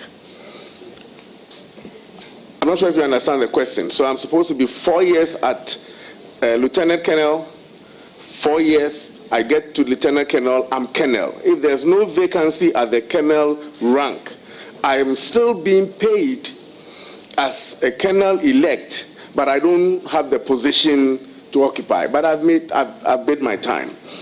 Is it possible that you can ensure that promotions and in the police services or all the agencies under you is by time in grade and time in service? Because I've read reports of police people for political expediency. When they are due promotions, they don't get their promotions, and then their juniors are passing them by. That we can institute a policy of time in grade, time in service, such that when you hit that time mark, you get your promotion. And then on transfers. Transfers in this country, Mr. Chairman, are seen as, in some cases, punishment. This is one question, promotions and transfers. Transfers are seen as a punishment. We will transfer you to somewhere the sun doesn't shine. It's what you hear from your superiors. Honorable, can we find a mechanism where when you enlist into a service, you know that this is going to be my operational area, that you elect? And once you are confirmed into that operational area, that I elect to be in the Volta region, that I will operate within the Volta region, so that it doesn't be that you are from Accra or you are from Wale Wale and you are transferred to Accra, and that is all where you want to live your life. Yes, I'm a policeman, yes, I'm a prisons officer, but I want to really live my life in a certain geographical area. So can we find a policy? Can we do something about these transfers, such that if you are transferring me within the eastern region, I'm okay with it. But I'm from the eastern region, I'm a human being, I want to live all my life in the eastern region, and then you transfer me to Nzulezu, where, yes, I'm in a force, but I don't want to live. So all my time in Nzulezu, I am unhappy, I can't give my best to the nation, and so on and so forth. So this issue of promotions and transfer, Honorable Minister, God God will see you through, but when you are there, what will you want to do about these two issues that I've talked about? Thank you very much. Thank you, Mr. Chair. Earlier, I tried to answer this question, but the assurance I will give my colleague is that working with the team that I'm joining, we'll put in mechanism to make this very transparent, and then some of the concern that you are carrying on, we'll look at it as a team and see the best way we'll be able to deal with it. Because you see, I've said it and I'm repeating, the law says at least. So if it says at least 4 years, it means that you can be there for 8 years. We should be careful, this mechanical promotion. I agree. But then what will be the motivating factor? If I get up every morning, I praise it, I work so hard, and in working hard, most of the time, as you and I may know, I even get the wrath of the institution because I make mistakes and I can get punished. Oh, you decide to sleep and just wait for the 4 years. And then the time comes, we'll all get promoted. Why wouldn't I also go and sleep? So I will all be sleeping, and then we'll just be counting the months and the years. It gets there, then we'll get promoted. So we need to strike a neat balance. And because of that neat balance, definitely there are experts, there are other ways of doing it in other jurisdictions. Together with the team, we'll put our heads together to overcome this challenge. But I'll take the concern that you have raised seriously, and I assure you we'll do the best that we can. Thank you, Chair. Thank you very much. A follow-up on this. I agree with him, but when you are recruited into the service, you are expected to work hard. But if you work harder, you can be promoted above your colleagues. And in the same vein, if you are lazy and you decide that you sleep, there are administrative queries that can be put in place such that you also don't progress. But what we are talking about is all things being equal, that you have bid your time and you have been in the service for the time and you are due for promotion. I'll move to my third question, which is on the depoliticization of the services. Honorable Minister, in the last election, 2024, there was a security task force on elections. They did quite well, quite commendable, led by the CDS and then the IGP and other heads of services. We're grateful for their service. But Minister, you realize that in almost all the polling stations across the country, the security personnel that were deployed there did nothing to stop anything that was happening, because they were not too sure who was going to win and what will befall them if they take an action against the other person. That is what happened at almost every polling station. In fact, what we saw on TV at the collation centers, what we saw on TV is where people were being jacked up at collation centers, and police people, military officers were just looking on because people were just not too sure. Indeed, the Electoral Commission had to, on 3 occasions, issue letters requesting for security for them to collate results. What can you do? And I'm sure when you take such an action, you'll get the support of Ghanaians, that the police service or the services, the 10 agencies under you, including NADMO, when there's a disaster, they check where you belong before you get support. What can you do? And all Ghanaians will support you if you embark on such an action to ensure that the services that serve Ghanaians is depoliticized. Thank you. Thank you, Chair. Thank you, Chair. Chair, I always say this, and I've said this 1,001 times, even on the floor of the House. If we play around with everything that we do with excessive partisanship, then everything we do become politics. And we will all pay the price for it.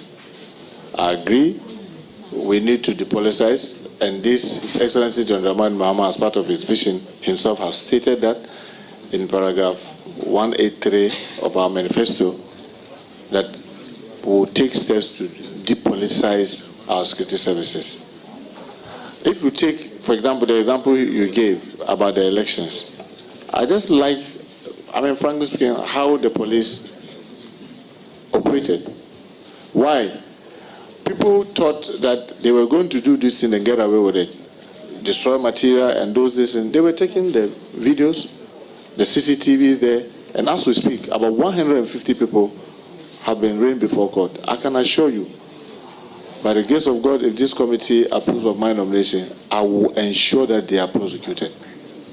I will support the team to make sure that justice is done, so that if you know someone who had gone violently to do something, and now he's been arrested and he's been prosecuted, and he truly gets prosecuted, next time when it is going to happen, you know. Because you see, one of the things that the police did that was good was that they refused to use firearms.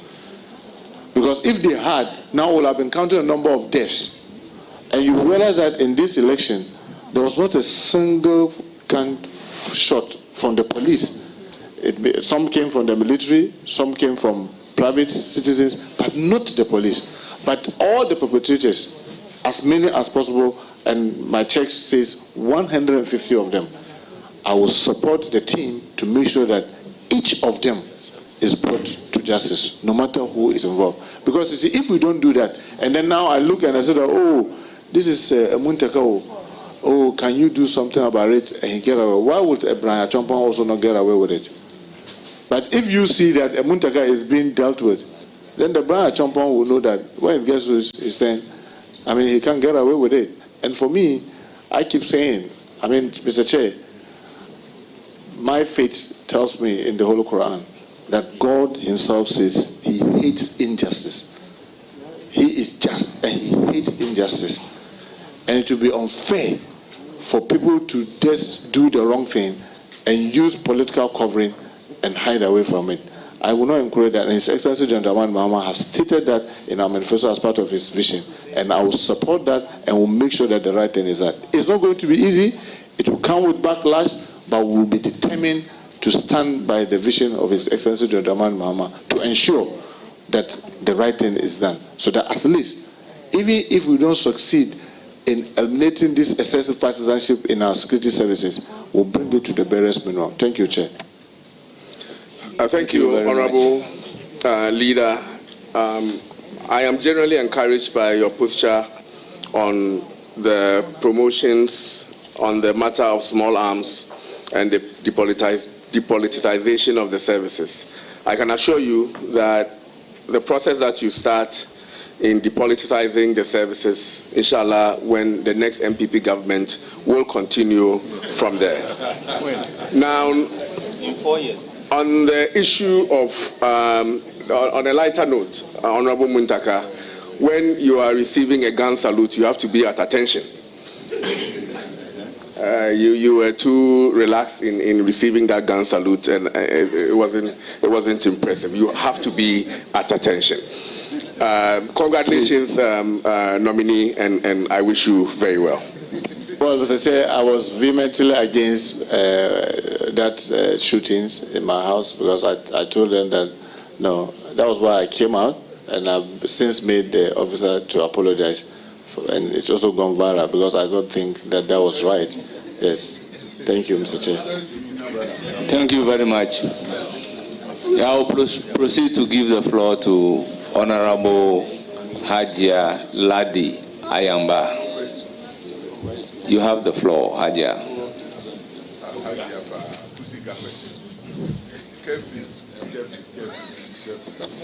Thank you, Mr. Chairman, for the opportunity. Assalamu alaikum, Alaj. Let me start by congratulating you and saying that may the Almighty Allah continue to bless and protect you, and that His will be done. Inshallah, thank you. Mr. Chairman, I just want to ask something which is very, very relevant because I come from the Boko enclave. I am a Moshi, you are a Dagomba. so many Dagombes behind there, so many Kusasis around, so many Mamprishis around. And we all know the route that we are coming from. That is the Moli Dabani area or route. And Nagwewa himself has his grave in my constituency. That is Pusga. So Pusga is the almighty place. Will you, as the Minister for Interior, and who will have to take up the issue of these crises in Boko, come in and let us understand that we are one and the same people, and so we should stop all these hullabaloo that is dividing us. Will you do that? And that apart, I will just say a very big congratulations to you. I wish you the best, and you take care of yourself. You know it better than I do. Thank you. Thank you very much. I can give my sister the assurance that I will be very interested in assisting the team and His Excellency John Dramani Mahama to achieve that vision that he promised the Boko people, that will do everything humanly possible to ensure that peace returns, not only in Boko, but all the other areas across our country that are having this packet of challenges. And that's why earlier I said the time has come for us to dispassionate about this and call for a national conference on the future of our chieftaincy, so that we'll be able to know that aside all these things that we are here, if anybody, if a UK citizen walks into this room, it will be very difficult for that person to look at us and say this person is that. Maybe apart from maybe our height and complexion, the person will not be able to differentiate us. And yet we consistently try to show that we are different. But I believe that with the commitment that His Excellency Dr. Dramani Mahama has given and his vision, me being his rep at the Ministry of Interior, together with the team that I'm going to join, will support that vision to ensure that peace, permanent peace, returns not only in Boko, but all the other areas that are having these challenges. Thank you, Mr. Chair. Thank you very much. The floor is now given to Honorable Peter Lanchini Tobu. Thank you very much, Mr. Chairman. Honorable Minister Designate, congratulations. Thank you, my brother. I think I'll take this opportunity to thank His Excellency President John Dramani Mahama for nominating you to this position. As one of my colleagues said, barring any last-minute change, nothing will stop you from becoming the next Minister of Interior. Inshallah. When you were taking your oath, I was observing you. You appear serious as a man of faith. When you find a political mentee asking his political mentor a question publicly, it might not necessarily be about me, but it's just all about the people who are watching us. You've mentored him in this house for 4 years. Mr. Minister Designate, please, you had a relationship with the Minister for Local Government, Chieftaincy and Religious Affairs for many years in this house before I came. God has designed it. He is not the Minister for Local Government, Chieftaincy and Religious Affairs. You are going as Minister for Interior. That relationship is necessary to ensure that John Dramani Mahama, His Excellency, can reset Ghana in the area of chieftaincy dispute. How will this relationship, as define it, be able to assist you? Bring peace to Boko, one. Bring peace to many of the places that we have curfews. All the curfews we have in this country, about 10, they are all chieftaincy related. So the two of you, you've been friends for years. It is for divine purpose. Take advantage of it, but tell the public, how will you leverage upon that relationship to build peace back? Thank you. Thank you, Mr. Chair. Yes, the local government minister designate, because it's not yet been sworn in, Honorable Ahmed Ibrahim, had been my deputy for almost 9 years of the 10 years that I was in the chief whip office. We work very closely, and you've seen he and I campaign together, and you join us in Wenchi. So the jail is there. My prayer and hope is that the cordial relationship that existed between us, we are almost like a family, will translate it into better output for the benefit of the Ghanaian population by working very hard collaborating with even other colleagues to ensure that not only in Boko do we have peace, but all over where there are these challenges. And like I said, because in the Constitution, Article 270, debar Parliament from even passing laws that has to do with chieftaincy, our hands seem to be tied. But what probably my colleague and I, if by the grace of God, we are able to sail through Parliament, will do is to collaborate effectively with the National House of Chiefs and Regional House of Chiefs so that they can fast-track the codification of the line of succession. Because if the line of succession is documented and all of us know that, oh, after Peter comes Aji Azuera, and after Aji Azuera, it can only be Aji Aladi, it makes it easy. It takes away the doubt where Muntaka will just come and run in between, probably because Muntaka has money, or he's coming from a bigger family, or he's coming from, for lack of better word, a more vigorous family. So he and I will work very closely to assist the National House of Chiefs fast-track this codification. And I'm sure when they're able to do that, it will go a long way to help us. And let me take this opportunity to thank Dasantehene for the role that he's also playing. And we'll try to work very closely with him.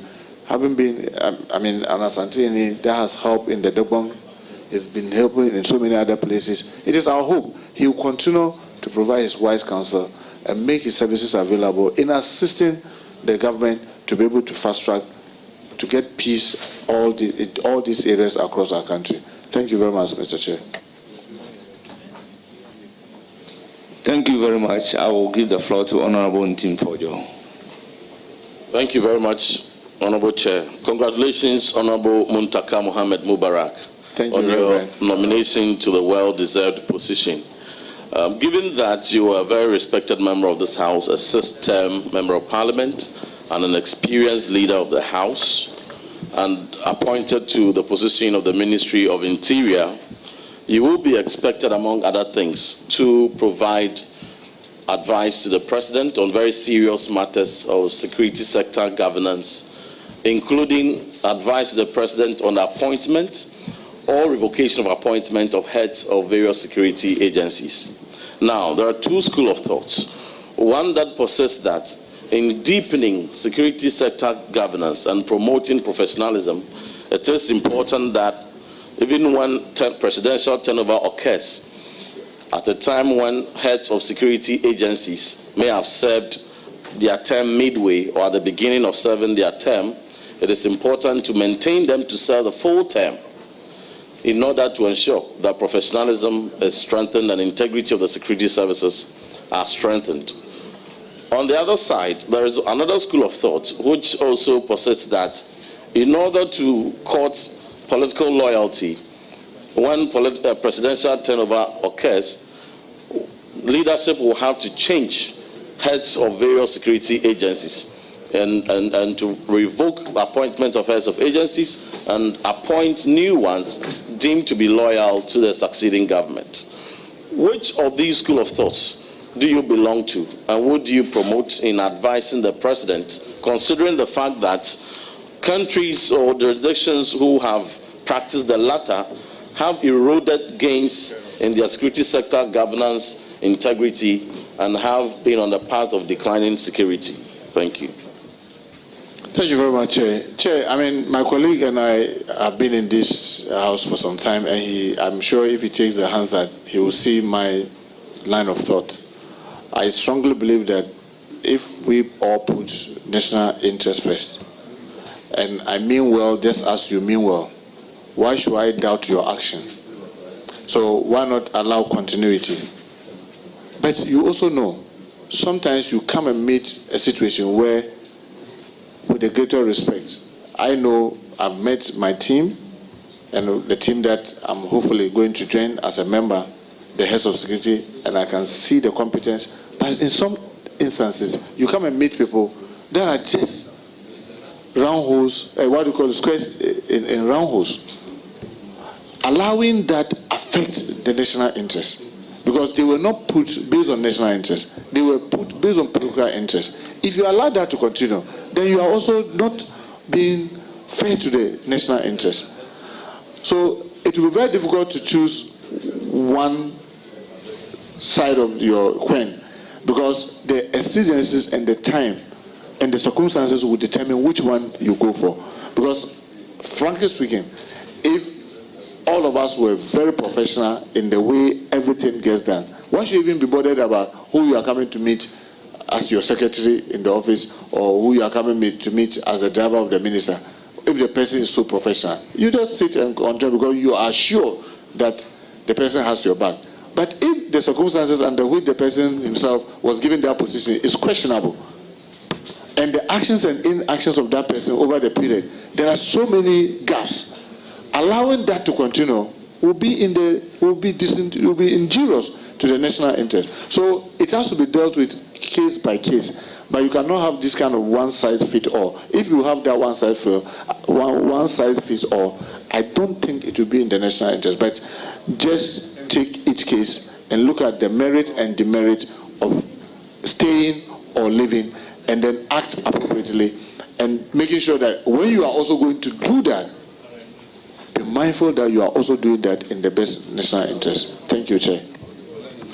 Thank you very much. Yeah. Yes. Thank you, Honorable Chair. Just a short follow-up.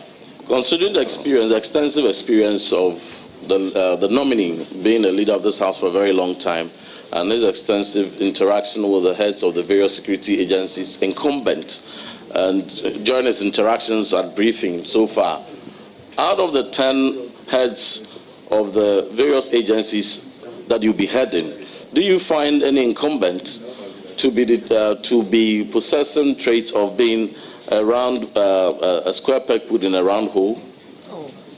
Well, that would be, Chairman, that would be extremely difficult to tell, because frankly speaking, from a distance, the way you may see an individual may be completely different from when you get closer, and then when you get all the facts. So it is when I get in, then you now have to get all the facts. When you are privy to all the facts, that's when you can be able to answer whether this person is best. Because also remember, the government has its vision and aspiration. And sometimes, if, for example, I am the type that will not be able to help His Excellency to achieve his vision and objective for this country, when the Ghanaians have trusted him, why should I stay? Because my attitude, my belief, my professionalism is contrary to the kind of vision and aspiration that he has. And he is the one who is being elected. Why should I be the one to say, not because I'm not good, but the match is just not there. So it is better to give way for somebody who can come and help him to achieve his objective. So once the facts are there, I'm sure His Excellency John Dramani Mahama will not, he has stated it in our manifesto, and I want to believe that he means what he stated in our manifesto. He will mean well. He wants to leave legacy. Mine is to assist him in achieving this legacy. So we will not be acting based on favoritism, based on hearsay, based on what we want, but I want to believe that the advice, if it becomes necessary, that I will give His Excellency will be based on the best national interest, and I want to believe that he will also act in the best national interest. Thank you, Chair. Thank you, Honorable Chair. My last question. Very much. Very well. Ghana's democracy is one that is very enviable. We've gone through 5 turnovers very successfully. Even one others think that once you pass 2 turnover tests, your democracy has consolidated. However, one factor that is still inimical to the sterling democratic credentials we have is the rather unfortunate phenomenon, perennial across various transitions, of post-election violence. You have provided responses to certain specific aspects of this, but specifically, in an earlier response to a question that you gave, brilliantly and eloquently so provided, you indicated your preference for Commission of Inquiry in specific cases where you think that would be appropriate, and even cited an incident of killings which you are aware, and one Commission of Inquiry was constituted. It fast-tracked investigations and prosecutions and served justice promptly. Considering the magnitude of the post-election violence that we have seen this year, would you support those calling for commission of inquiry into specific acts that attack on the Anglo-Good Ashanti or Boase mine, for instance, and certain specific killings that took place in some constituencies to augment on the already investigations or prosecutions you had identified? Thank you. I wish you the very best. I have every confidence in your ability to support the president to succeed, and I know you yourself will succeed. Godspeed. Thank you very much. Thank you. Chair, I can assure my colleague that I have very good experts as a team that I'm going to join by the grace of God. All these things will be reviewed. But let me take this opportunity, Mr. Chair, to say I've been around for some time. I remember very well I was a member of the cabinet of the late President Morse when, after winning power, he insisted that we cannot continue doing this tit for tat forever. And all of us tagged him Father for all. I remember MMDCs even had to stay for about 6 months and all that. He sacrificed. I mean, he stood the ground. We pushed. That time, many of us were much younger with a lot of youthful exuberance. I remember in cabinet, I would say, when you do this, you yourself in your house, they came and took cars when you were not around and harassed the second lady, President Rawlings. They did this, all that. I mean, emotionally spoke around the cabinet table. Then he said that, look, you are young. If you don't learn to forgive, God will not forgive you. So let us push all these things behind us. He did all that. Unfortunately for us, when power changed in 2017, we went back to the 2001 behavior.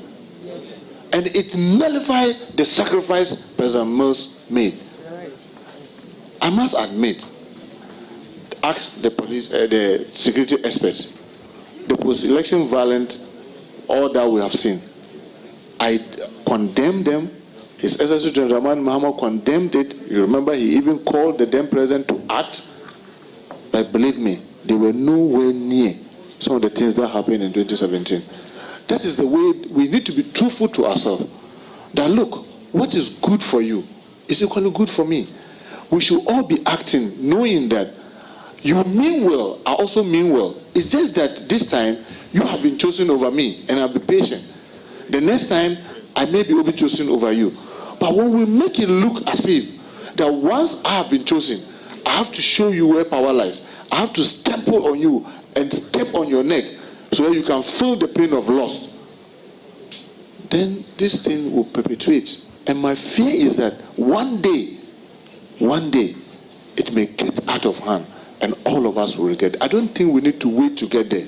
That is why, again, I remember very well the late chairman of the NDC, Dr. Kobuneje. I remember I was part of FEC then when he said, look, we are in power.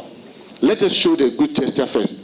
Let us go to the NPP headquarters to visit them so that we, the political actors, will start talking so we can de-escalate the tension. I remember that time too, I remember very young. Chairman, you want us to go NPP when we are in power? Why? You want us to look like we are weak? When we have power, how can we be seen as if we are afraid of them? He refused as elderly statesman. We went. Visited the NPP at their party headquarters. Had time, chat, and interacted. And they promised they were going to return that visit. I don't know whether it is going to happen tomorrow. So when that didn't happen, then everybody was telling her, Prof, Dr. Kobuneje, we told you. So let we, the political actors, I mean, I've been in this house long enough. And I don't say it with apology. Napo is my brother. We are like twins. We grew up together in the city, Kumasi. His father was like a father to me. My mother is like a mother to him. But he belongs to MPP. I'm in NDC. Since he became the MP for Mensia, before him, I came to Parliament before him. Before him, there was always conflict between Aswanse and Mensia. The constituents were always fighting violently. When he became an MP, and we kept that relationship, they will see him visit me. His constituents will see me visit him. Why would they fight? The fight stopped. And for almost 16 years, there had never been any conflict between Aswanse and Mensia South. So let us, we all sitting around this table, mean well, extend courtesies to each other, and think about each other in the good sense. When we do that, I'm sure most of these things will not be happening. Thank you, Mr. Chair. Thank you very much. It's now the turn of Alhaji Alhassan Omar.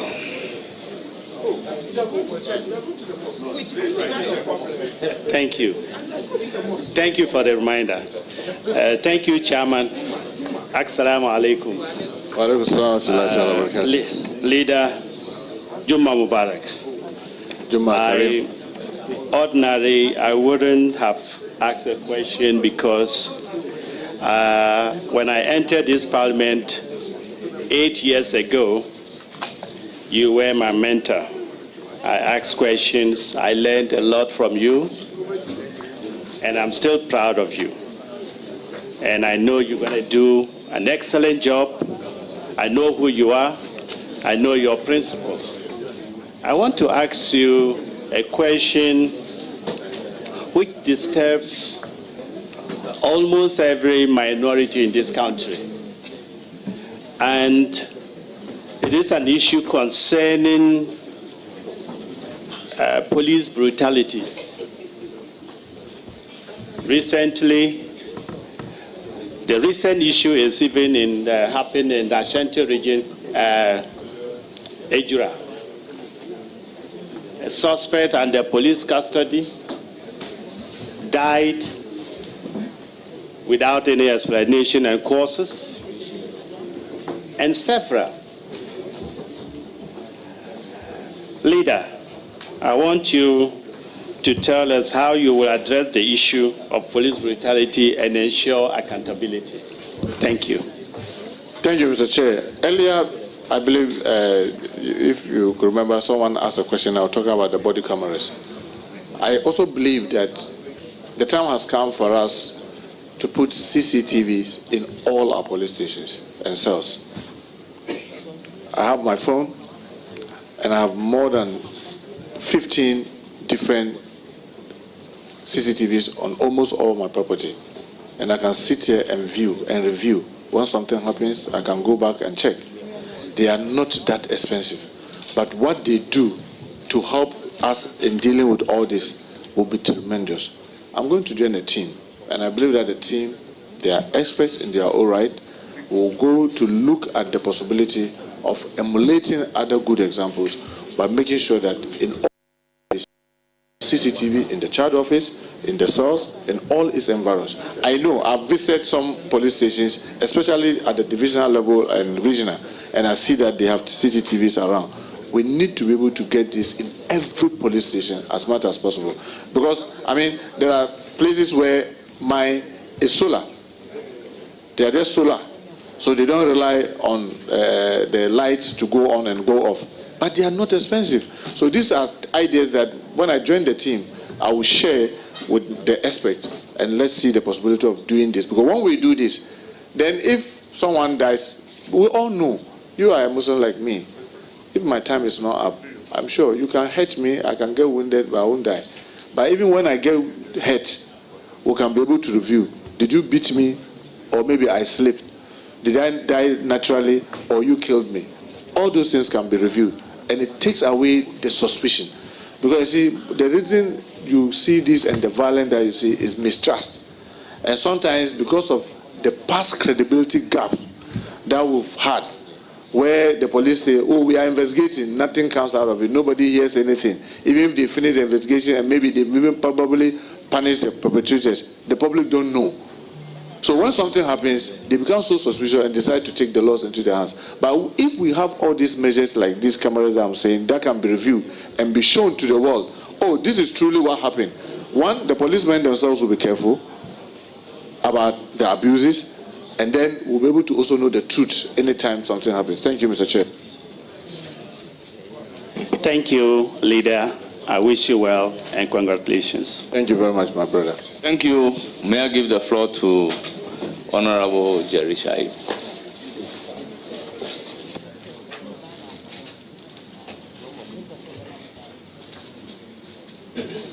Thank you very much, Honorable Chair. Honorable Chair, I'm more interested in the welfare issues of the security agencies. Because, I mean, the guns would normally say that to wit, who much is expected of, much is given. They do a lot of work, especially when they want to remain professional. The issues including insurance for security agencies or personnel. The issues including salaries. And where they even sleep, their attire, allowances, delayed payments in these allowances, even petty loans for them to even acquire basic cars, 1.2, 1.3 engine vehicles for them to do some movement around. Honorable, from all your answers, the mouth of the people, how do you intend to bridge this gap, the gap of poverty within even the security agencies? Thank you. Thank you very much. I mean, you are speaking to the Pope when it comes to this. I mean, when I first became member of parliament in Aswansi, there was only one police station at the airport police station. I think Commander One is here. He was then, if they came regional commander later, and together with him we built some more. And the shocking thing was that the barracks that they had in Aswansi, that's the airport police station, they were using pan latrine. Pan latrine. That was around 2015 thereabout. And I said, how can you dehumanize the police this way? They are using pan latrine where they ease themselves. So I built a 20-seater WC for them through the initiative of Common for other things. But I know currently, especially the Ghana Police Service, they've been able to create a welfare fund that other citizens are helping and contributing, to the extent that I'm told, even though I'm yet to get there to get the full facts, in the last 3-4 years, no police officer, no matter your ailment, the police themselves are able to deal with it without necessarily falling on GOG. It is something that I will encourage the other team, because I'm joining the team. So can we look at how we can emulate this with the other team? Can we get, yes, government to do more, but can we get also private individuals to support? Can people who God has endowed be able to support our security people so that they can support us? I mean, I always read widely. And I remember Carnegie, one of the richest guys in America, who says, I spent half of my life looking for money, and I spent the other half giving it out to charity. In this part of our world, we are not very good as charitable giving. Like I mentioned, what Pentecost did in assisting the prison service. Let us all learn. Yes, we'll push GOG, government, to do this, but because of the enormous nature of the challenges, if I can get all the teams that I'm joining, the prison service, the narcotics, the small arms, gaming commission, all of them, to be able to have this kind of endowment, where maybe annually we launch a program and citizens, non-governmental organizations, non-profit organizations can willingly donate because of supporting us security services. I'm sure it will go a long way to deal with most of the challenges that you're talking about. Thank you, Chair. Thank you very much. Any further questions? Mr. Chair, yes. Just a follow-up. Honorable Muntaka, so what happens to those who are also looking for retirement benefits? What have we put in place to streamline and expedite pension processing for retiring security personnel? Well, Chair, thank you very much. I mean, His Excellency Gentleman Mahama in the NDC manifesto, if you check, has said that he's going to ensure that the captivity is there and then review it and improve it. That, I can assure you, that we'll work very closely as his representative at the Ministry of Interior to ensure that this is done. Because, like I said much earlier, without morale in the services, you can bring all the tankers, you can bring all the guns, you can bring all the accoutrement. The men to man it, if their morale is low, we will have a challenge. So like I repeatedly said, we have a national security strategy. My bid is that the part that we have to do with internal security of our country will adhere to them very strongly. And a part of it is about their condition of service. So you can be rest assured that this is something that we'll take up very seriously. Thank you, Mr. Chair. His Excellency President Mahama is currently driving a very beautiful V8. The procurement of that V8, whether or not it meets security standards, and whether or not, as Minister of Interior, you would agree that it is a presidential vehicle that properly so called. I'm asking the nominee. Yeah, Chair, until I don't have this fact. In fact, he's talking about four-wheel drive. I've seen so many four-wheel drive. All of us here drive four-wheel drives. If I sit here and I tell you that I know what type of four-wheel drive essentially the president is driving, I will be untruthful for you. But as his representative and the Minister of Interior, part of our responsibility, the team at Minister of Interior, is to make sure the president is secured.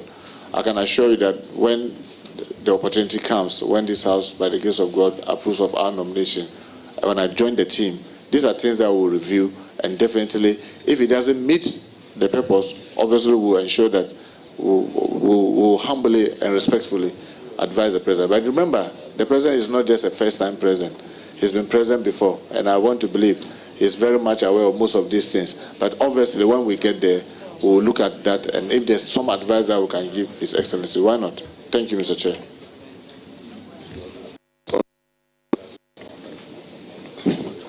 Still on the welfare of the security agencies, and vis-a-vis how they are seen to be dealing with the public and public trust, what mechanisms are you going to put in place to ensure that the security agencies would have a lot of stakeholder engagement with the people so that trust is reposed in them? Well, thank you very much. I must admit that I've seen videos and pictures of the top hierarchy of the police, led by the IGP, in our secondary schools, in some primary schools, in some junior high schools, interacting with community. It is something that we need to encourage, not only the Ghana Police Service. Because, for example, the Ghana National Fire Service even needs to do more of that. But all of them sometimes hinges on resources. And this is something that I keep calling, that the non-governmental organization, non-profit organization, that can assist us as a team to be able to do more of this kind of engagement. Why not? We'll be happy, because that will help the citizen to get closer, to tell us what their perception is about us, and then we'll also know, then be able to have basis for correction and improving what the team will be doing. So I can assure you that we'll be encouraging more of that to be done, the interaction with the general community. I mean, and it's also in line with the vision of His Excellency General Mahama. When you look at our manifesto, when he says that our security architecture, we are going to review it to make sure that it is more community-based. Involvement of the community should be more. So we'll be looking at that, and like I keep repeating, these are experts in their own right. I mean, they've been in the services for long. They've seen it all. They've traveled across the world. We'll put our heads together to see how we can improve and get the communities to trust us more, so that we'll be able to improve what we are doing. Thank you, Chair.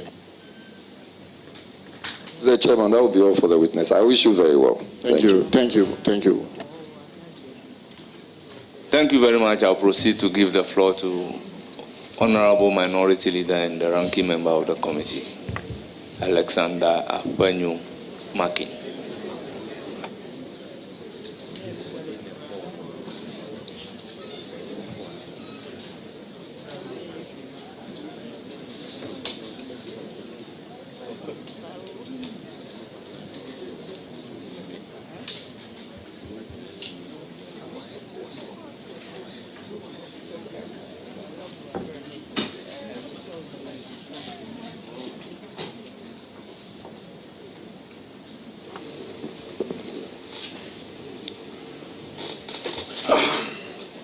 Good afternoon, Senior.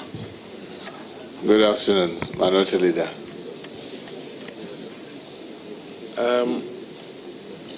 How old are you now?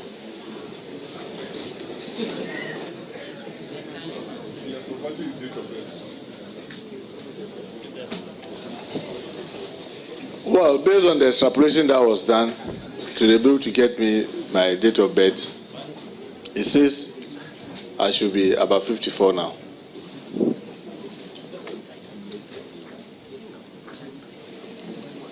So, based on your date of birth on page 1 of your CV,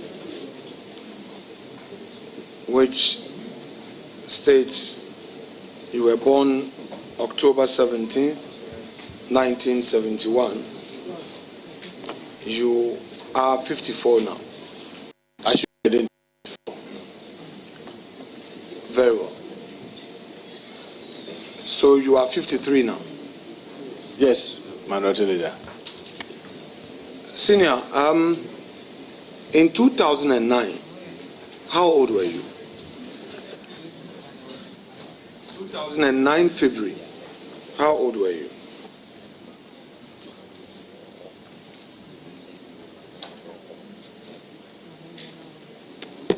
Probably around 37. So you would agree with me that you had not reached that prime age of 40.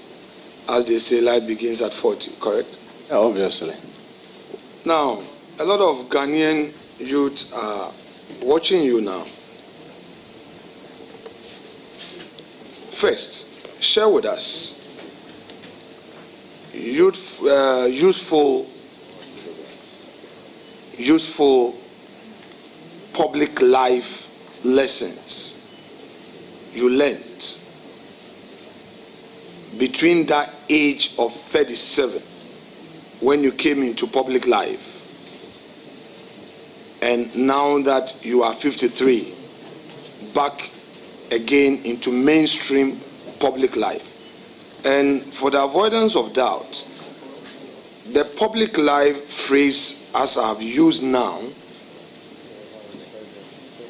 means getting into the executive arm of government. So I'm defining my public life to mean the executive arm of government. Well, thank you very much, Minority Leader. You are perfectly right. I mean, I want to believe that even when you yourself came to this house some 12, 13 years ago, you admit that I think I was then the majority whip. I was more aggressive than today over the period. But as you age, you learn from your mistakes, you learn from the mistakes of others, you read more widely, you experience so many other things. So you learn so much. And the tendency for you to think and review and probably even share with others before you act is much better when you are older than when you are younger. Also, let me also say that in 2009, I had just finished my first term, I started my second term, and frankly speaking, I had never worked with even any government sector. I mean, I was the type, when I completed school, never wanted to work for anybody. I wanted to work for myself. So the closest I did was to work in the private sector. And you know, in the private sector, the attitude, the way of doing things are completely different from the public sector, where in the public sector, age is matter, seniority matter, all those things matter, what have you and what have you. And the buck sometimes does not necessarily end with you. I mean, you could be the minister, but the buck may not necessarily end with you. Today, I have been in the system for long. I've learned, I mean, you will admit, I've been even in Pan-African Parliament alone. I've been there for over a decade, traveled across the world, at the continent. You see so much that makes you act differently from when you were much younger, that you didn't have the kind of experience that you have when you are in your 50s. So definitely there's a huge difference between my good self. I can tell myself that sometimes my children wonder and say, why are you tolerating this from this constituency? I said, don't worry, the person is young. When he grows, he will understand. So, yes, I've learned so much. You were 37 when you entered into the executive arm of government.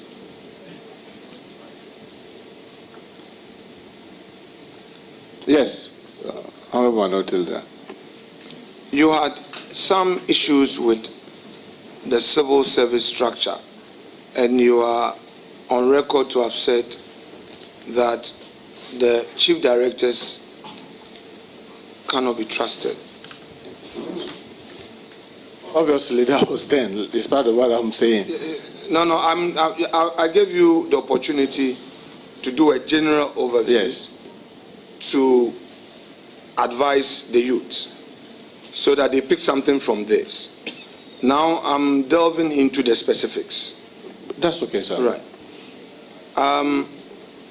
Some of the public utterances against the conduct of the chief directors. And you know, you have done a perfect explanation of your background, that you were coming from the private sector and you saw things differently. So it made you say certain things. Today, going back in there, confronted with similar attitude by the civil service, and bear in mind, no doubt, you are going to meet a bureaucracy of permanent government workers who can give you tough time. What would be your posture? Well, Mr. Chair, I think since I sat here, I've consistently said that I'm joining a team. I want to believe that probably in 2009, I went in thinking that I was the king. Today, I believe that I'm only joining a team. And I've drummed it again and again since morning that if I have to succeed, it is because this crop of expertise will have to come on board and let us work as a team. If we have to fail, we will fail together as a team. My attitude is completely different. I'm, by the grace of God and with all humility, as you know, now I even teach leadership in UPSA. I teach master class in leadership. Obviously, you cannot be an effective leader if you think you know it all, or you see people as this, it is you and me. But if you see leadership as playing parts of the relay to get us to finish a race, and making everybody feel belonging, and everybody's view matter, and everybody feels important. Even the slowest, tortoise will want to speed up to get us finish the race. So that will be the attitude that I'll be going in there, that look, we have to do this together, and I respect your expertise. What do you say? I have to be more listening than doing all the talking.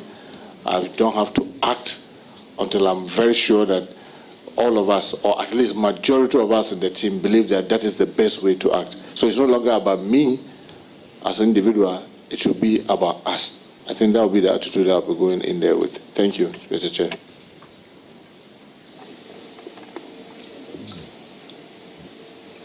Honorable Leader,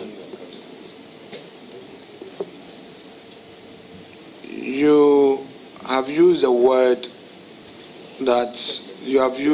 king,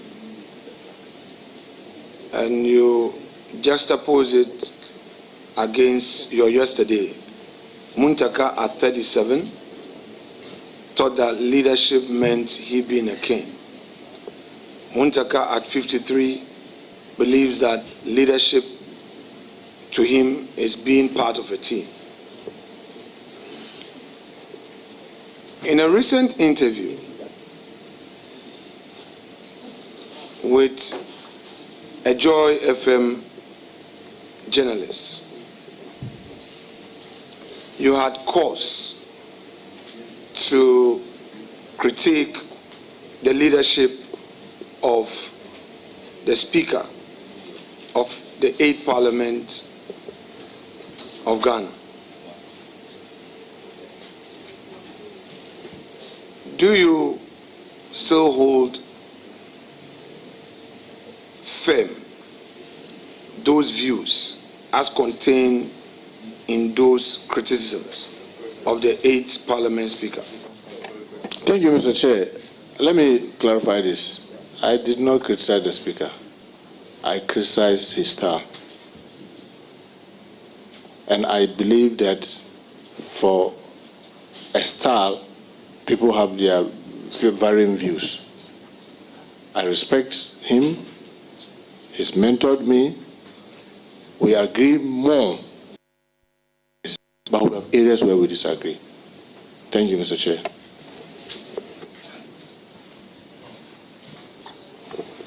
Honorable nominee, so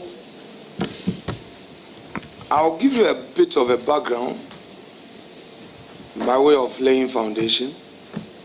Then I will mount my question on it. Okay? You recall Donald Rumsfeld, a former Defense Secretary of the United States of America. During George Bush Sr. Very well. Some journalists were pestering him on some very important matters of state. They pushed him over and over again. I'll try to paraphrase what he said. That there are known unknowns, and there are known unknowns, and there are unknown knowns.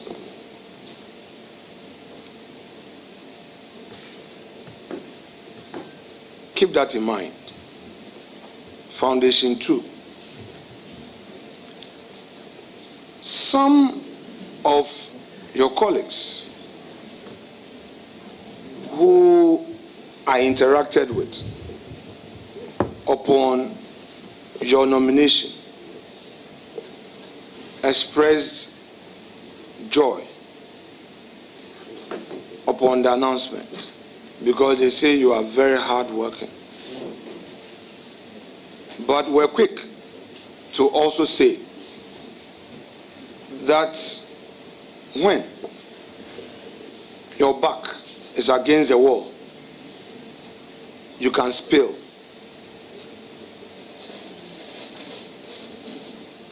Let me ask you, are you ready to enter your casket with some debts on you, even when you are innocent, to save the nation? Thank you, Mr. Chair. Mr. Chair, I would say that you are asking the Pope. I'll just give one example to reiterate this. I believe, Minority Leader, you knew how we elected Mr. Speaker into office. Everybody in this country had done everything humanly possible. I believe even including the security agencies to know which of your guys supported us, and they don't know. Because but we know. You don't know. It's not we true. Know. You we don't. Know. You don't. We know. You, don't I'm go sorry. there. I'm Honorable sorry. nominee. I'm sorry. Nominee, My don't go there, I'm but answering. I'm sorry. Answering question. You asked a question. I hope you let me answer. Well, but because yes. you've introduced yes, that, I'm saying that we know. You don't. You don't. You can only guess. You cannot say you know. But do you know? I work with people, and I vow and told them that not even my wife will know this. I will die with it, and I meant it, and I will die with it. I'm telling you that I'm going to this ministry that is security zone. an area where you talk less, you act more. I can assure you that even, I'm sure, Honorable Minority Leader, you and I, in the last few years that will be in this house, not even few, you are inadvertently spilling. No, I'm not spilling. I'm saying that over the period... You are inadvertently spilling. No, Mr. Minority Leader, I'm saying that over the period that you and I have been in this house, you can attest to the fact that there have been so many things between us that no third person has ever known. And I can assure you that no third person will ever know. Because you can trust me that when I say I am doing this with my honor, I meant I'm doing it on my honor. But obviously, like you rightly said, when you push someone to the wall, I mean, it is said in the account, when you chase a coward to the wall, you see his braveness. Yes, all of us have our values, we have our principle. It gets to a point where if your core values are going to be compromised, you rather prefer to walk away. That is a natural thing. But I can assure you that when it comes to, as people say, spilling the beans, I'll be the last anybody can doubt whether I keep confidentiality. I can be angry and be talking about it, but the details and specifics of things, you can never hear it from me. Yes, I'm human. I'm not an angel. I can have my weakness and strength. Thank you, Mr. Chair.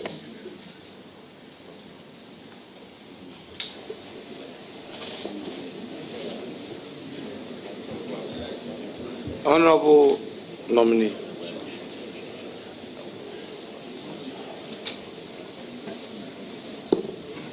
Let's go back to your CV.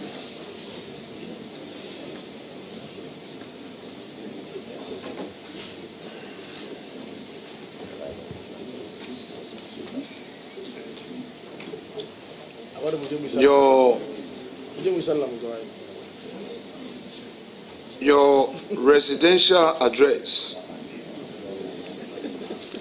is provided thus: B60 Simpson Road, Boteman. Yes, Minority Leader. Yes, Chairman. Boteman, that area where you live, you acquired your lease from government. Yes. So it was estate land that you rightfully bought. Yes. And you have a lease covering it between you and government of Ghana through acting through the Lands Commission. Yes. As your leaseor and you being a leasee. Yes. You also agree with me that you bought that land because it was, that area was demarcated as a residential area. Yes.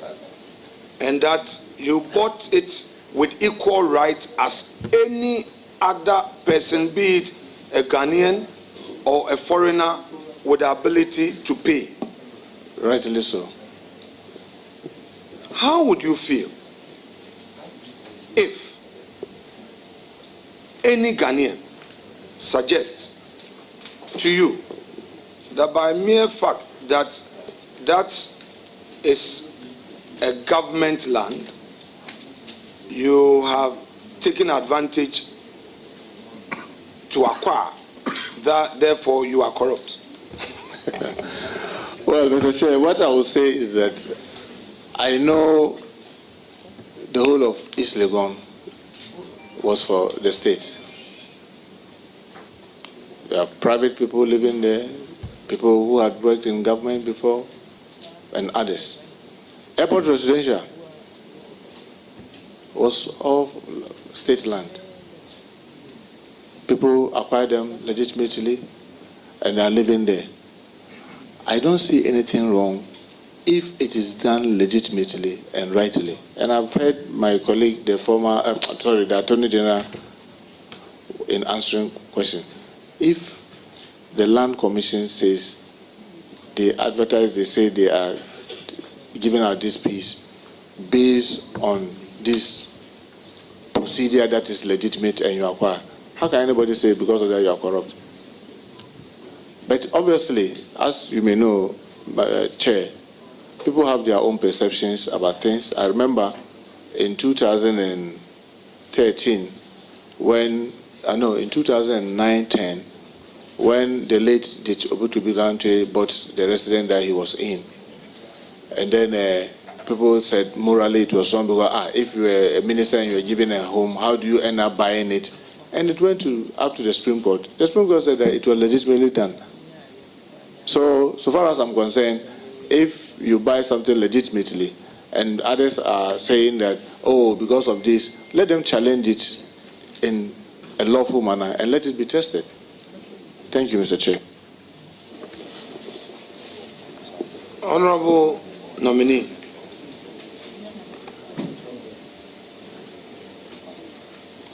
What do you say to some of our compatriots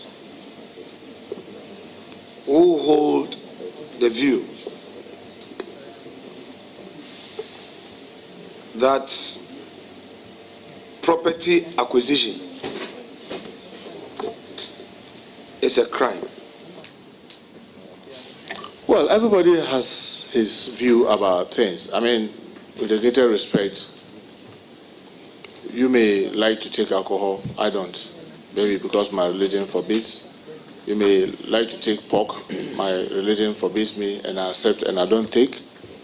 You have chosen to have only one wife because your religion will not allow you to go more than one wife. My religion allows me to go up to 4, and I have 2.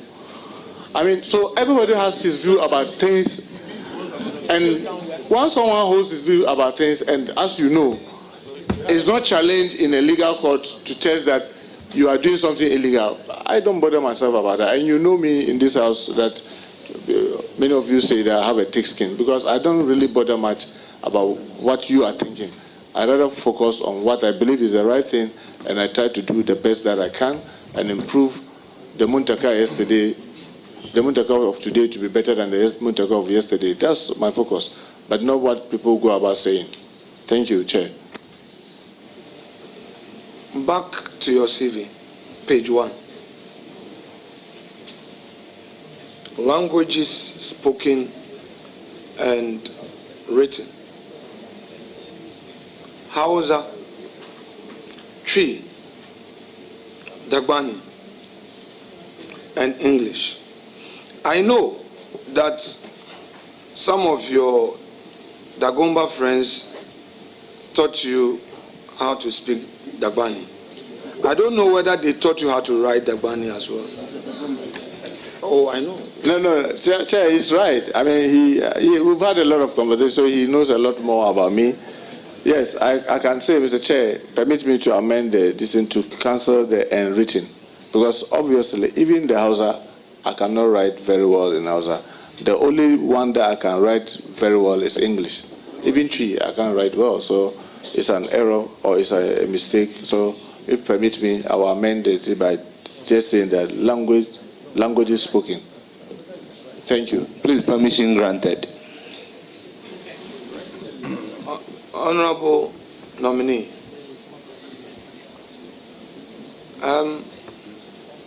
in Ghana, when a person says, my hometown, in the ordinary meaning of it, what would a person be referring to?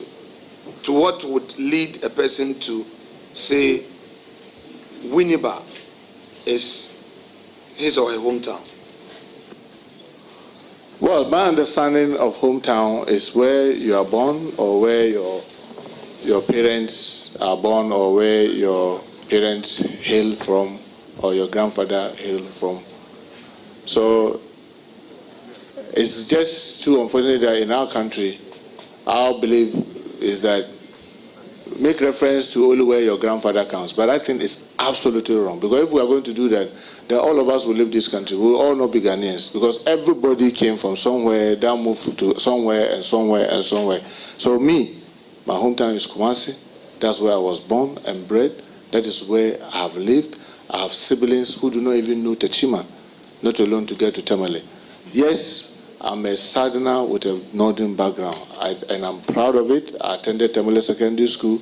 I get to know the families. I visited Kumbongo, where my grandfather hails from, and I'm happy to be at the Gumba. But I was born and bred in Kumasi, and I use Kumasi as my hometown, and I'm very proud of it. Thank you, Mr. Chair. Share with us a bit of your northern background.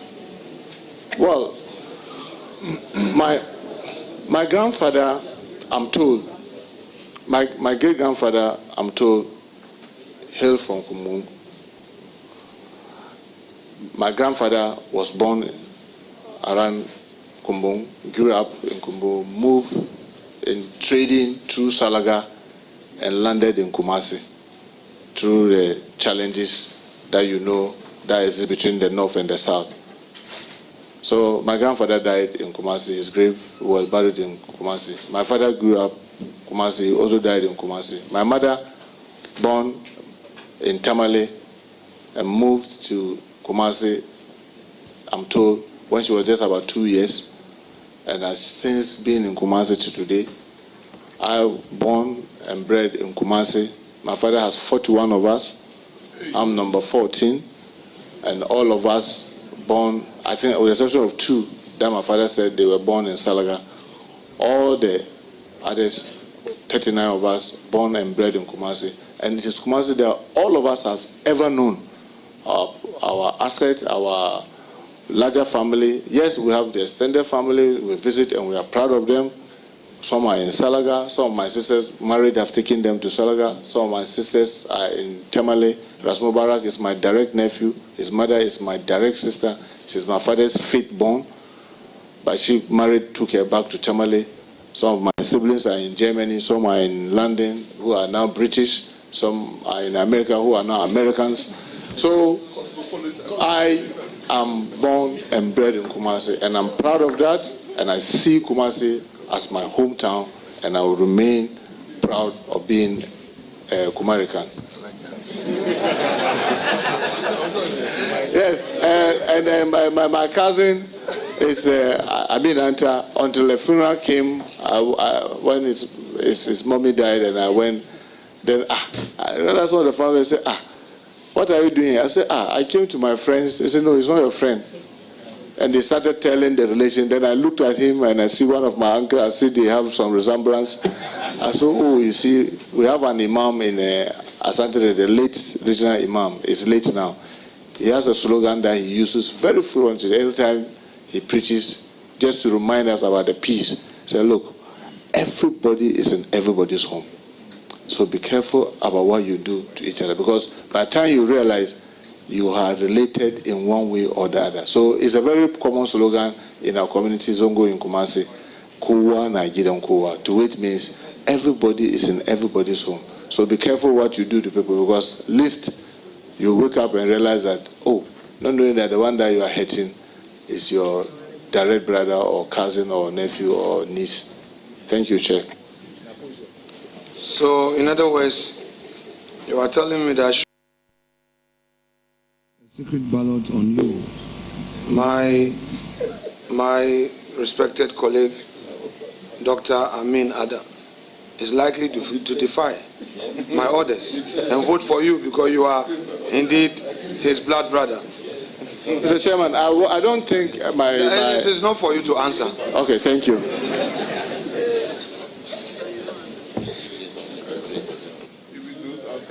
Honourable members, Honourable Amin Adam is not even a member of this committee, so he doesn't even have a vote to cast.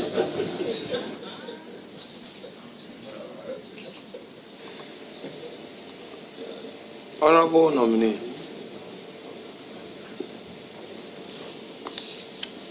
you have indicated to us truthfully and in all sincerity that you've acquired a government land, you acquired it rightfully, and to the extent that you acquired it rightfully and you have your lease, there's nothing wrong with it. May I know from you still being honest with us, do you know some of your party members in leadership of your party who have acquired government lands in Cantonment, Roman Ridge, Airport Residential Area? Do you know, perchance? Mr. Chairman, frankly speaking, I don't go about asking people about their assets and listen, frankly speaking. So if I visit, say, the chair of the committee who, we've been in this house and worked together on so many things, and I say, oh, you have a nice house. How am I going to be asking, oh, how did you acquire this land? That's when okay. Did you start I think, no. So I just don't know. I don't know. Frankly speaking, I don't know. That's okay. Fair answer.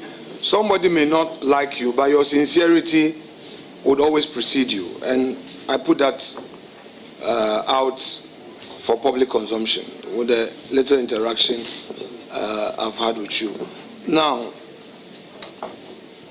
do you have some of your party members who live in the Roman Ridge area, Cantonment, Airport Residential Area, since you visit them? Some of your party leaders, colleagues in Parliament, colleague NDC members outside of Parliament, do you have some of them living in these areas? I don't want you to mention names, but do you have some of them living in these areas? Frankly speaking, Mr. Chair, I've been scanning my mind to see who did I know.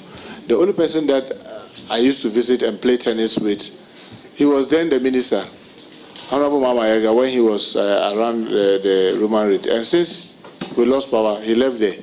I don't know, but I knew that probably he was there because he was a government official or minister, because I could see then Honorable Kumbo was next to him. So we go and play tennis together and do a lot of things together. In Roman Ridge, in Cantonment... Okay, let's do Cantonment specifically, currently. Frankly speaking, I'm scanning my mind to see whether I've visited any of my colleagues in these two areas. On my honor, no. I can't recollect now whether I've visited anybody in that area. Unless if you see me around any of this area with somebody, you can ask whether, when I visited, I asked him whether he owns a house or the land. Maybe I've moved away from the ownership.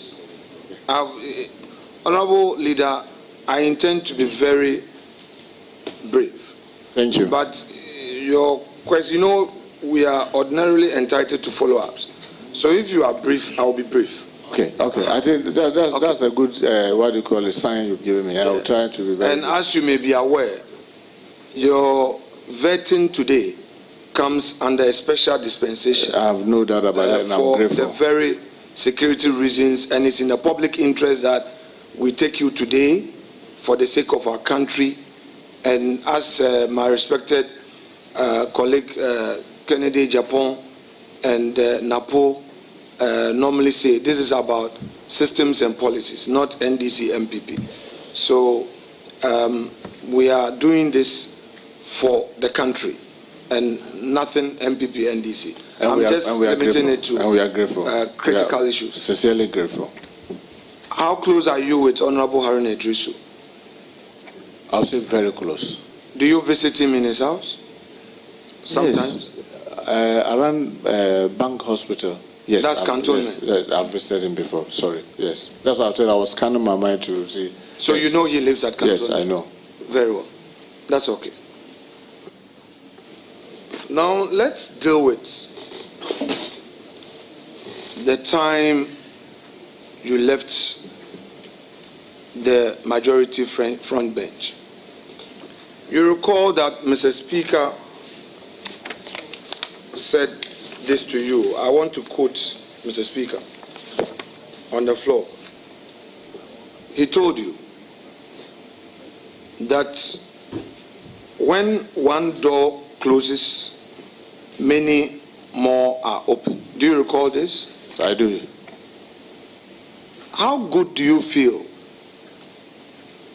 being an interior minister today, having this statement of Speaker on the floor of the House in mind, especially when those were your very low moments? Well, let me admit, even apart from what he said on the floor, I'm grateful to Mr. Speaker because we met in his chamber and he repeated same and advised me, you are a member of the Pan-African Parliament, look well. You know you are going to the mosque? Yes. So when he said that in Pan-African Parliament, not long before I became the chair of the Committee on Monetary and Finance, and that has opened so many other opportunities to the extent that if you admit, most of the time I'm not seen on the floor because I was so busy with that. So yes, once the door closed, so many others open, and I'm grateful for that. Including this one? Yes. Including this one? Yes. Okay. Were you expecting this? Yes, no. Well, I am the one I'm type who live by the day and put my trust in my maker. So I don't wake up expecting things. I just say the will of Allah be.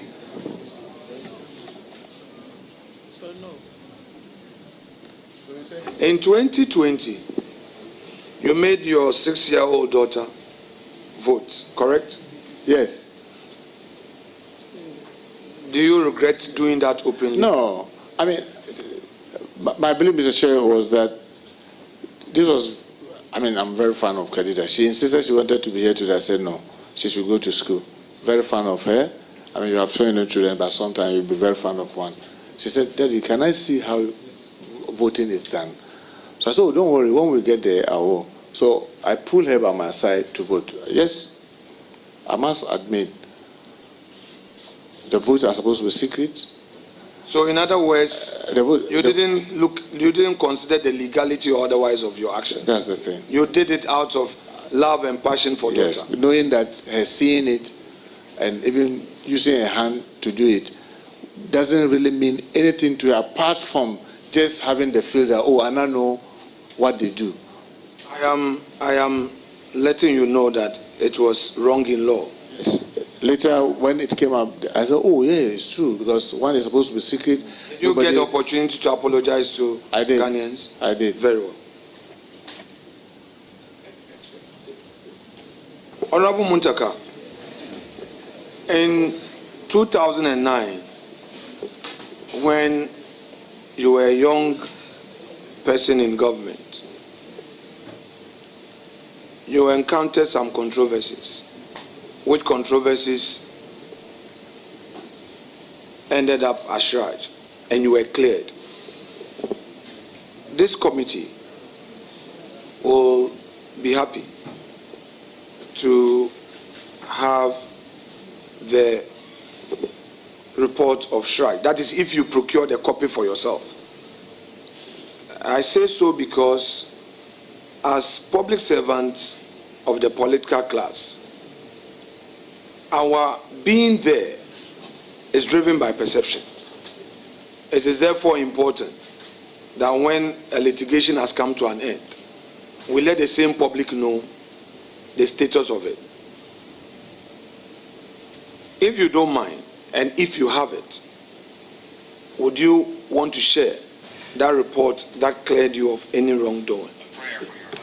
Mr. Chair, because I relocated from Ashabotre to my new place, I moved, you know how we receive documents in Parliament. I moved most of the documents to the library in my community. In fact, they are still in sacks. I'll make effort to see if I can get it. I'll let you have it. Fair enough. My very last question, so you can go to the mosque.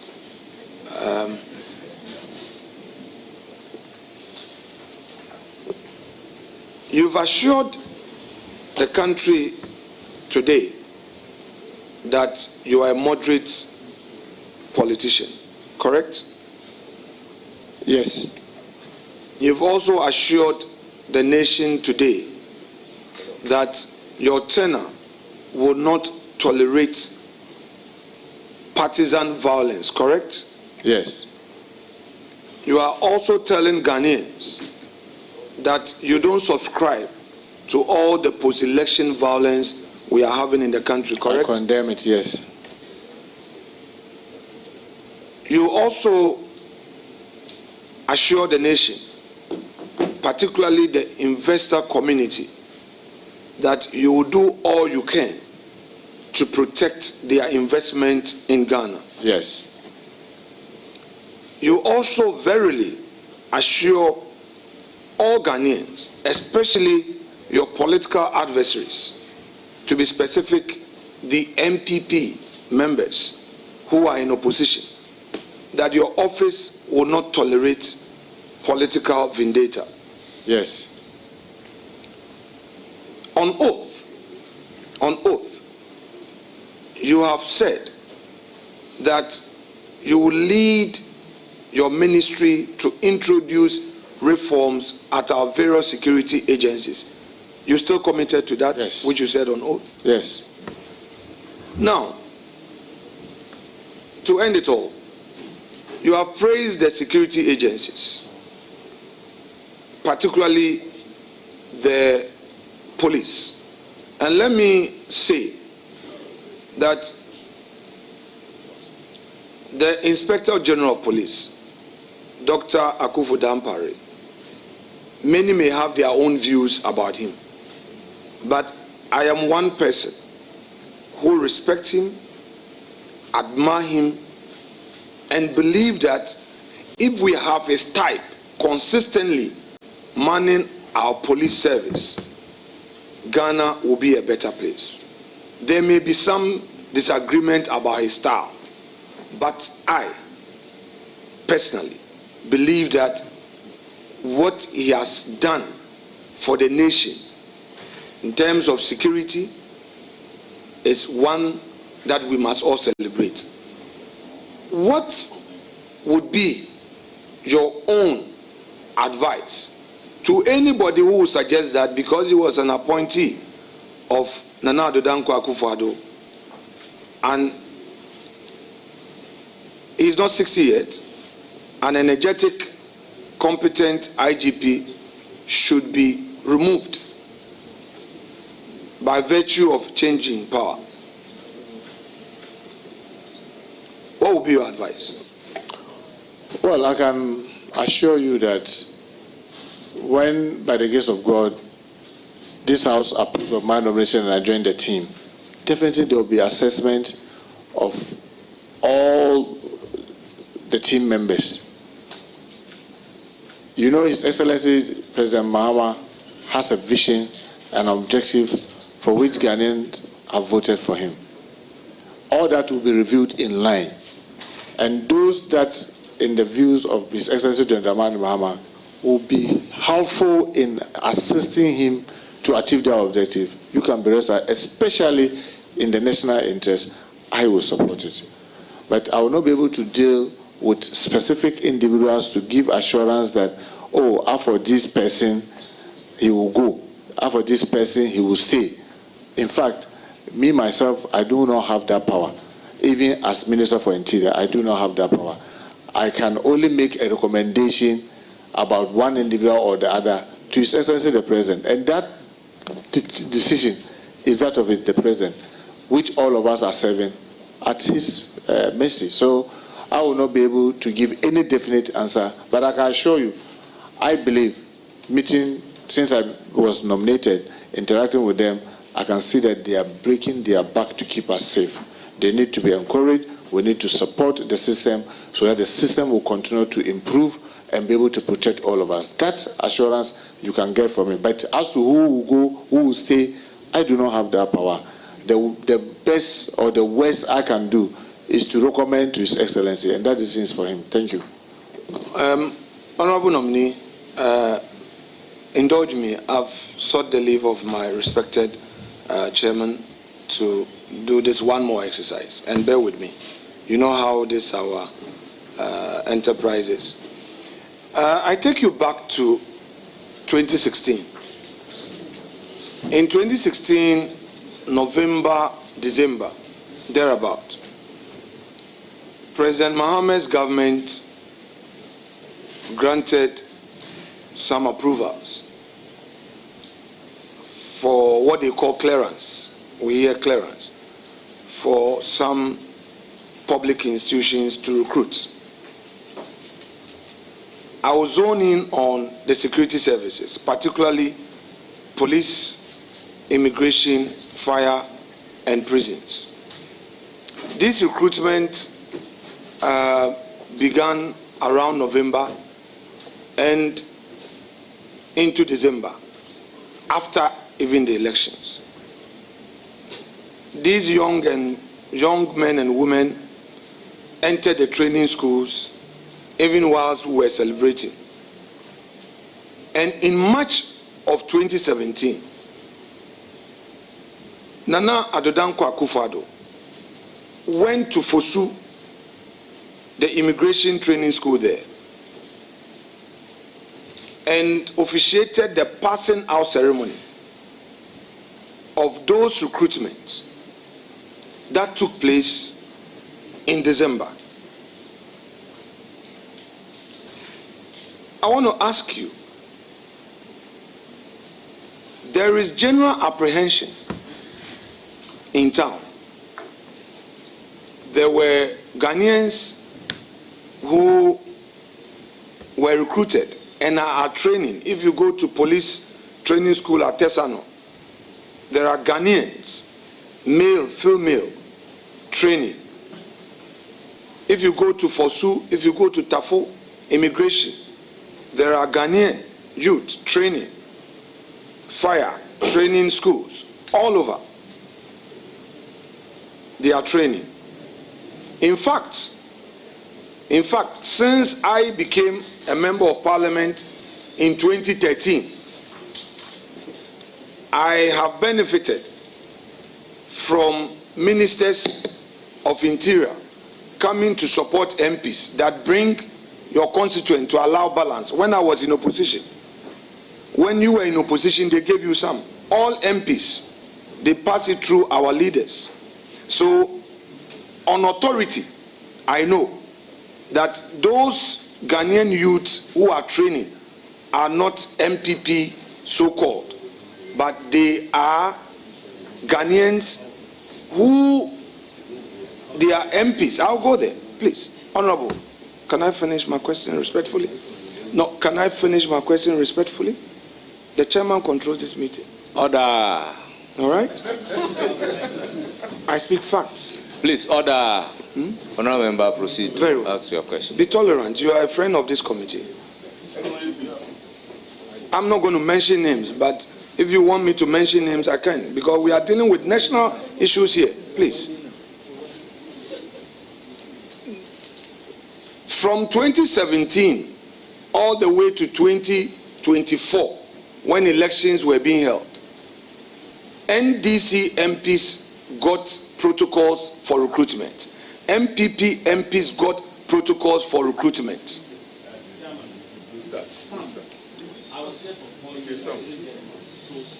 Some. That's correct. That's a good qualifier. Some. That's correct. You are part of the some. Ghanaian youth who bought forms had the opportunity.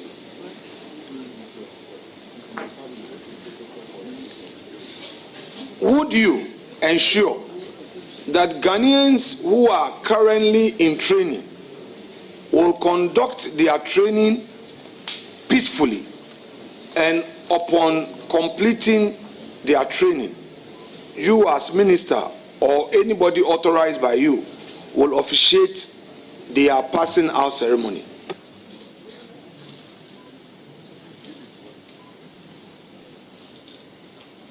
Honorable nominee, please, I'm done. Thank you. Thank you very much, Mr. Chair.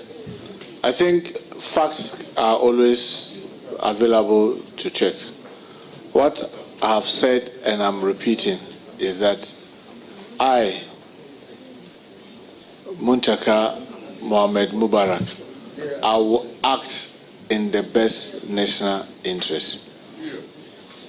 That's I will say on this. I will act in the best national interest. That's all I will say. Honorable nominee, thank you very much. I wish you all the best. You will hear from us. And that's a very mature response. And I think I'm satisfied. Thank you.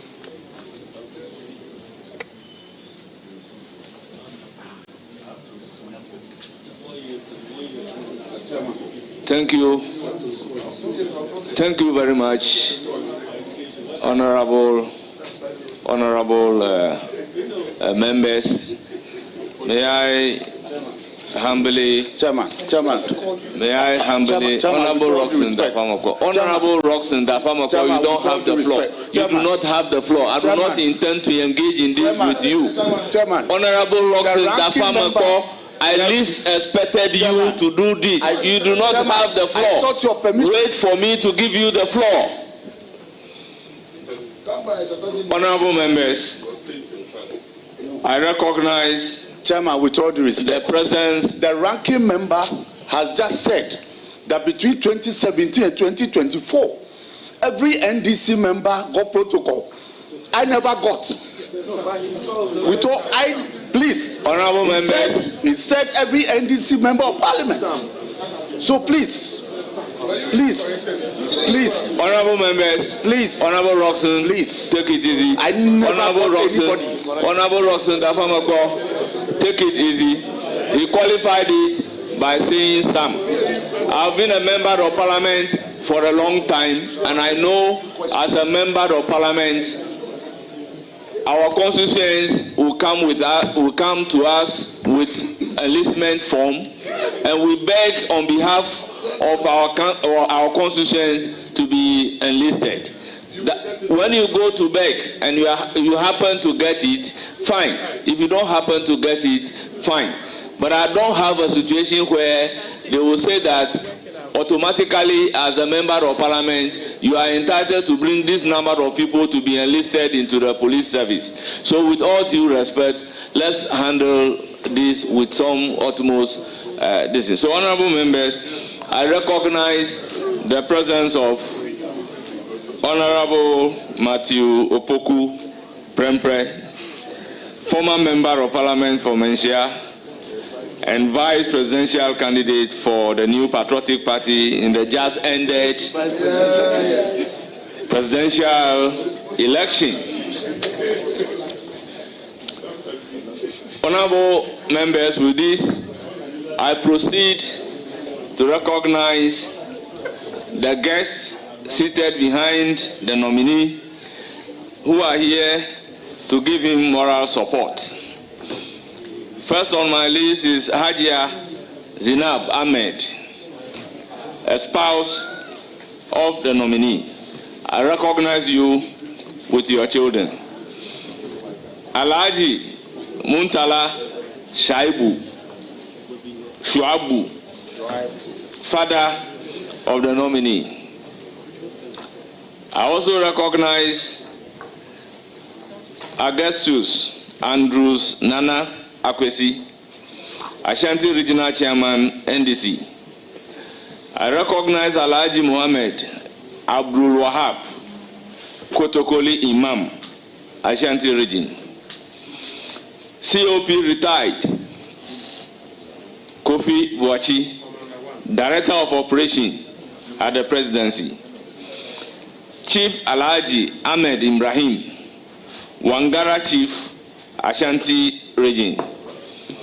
Sheikh Abdul Razak Abdullah, Deputy Regional Imam of Alusuna Ashanti.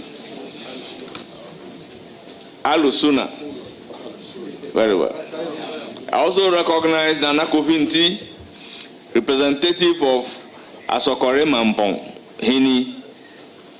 I recognize Chairman Mustafa Ayariga, Vice Chairman Asawasi Constituency.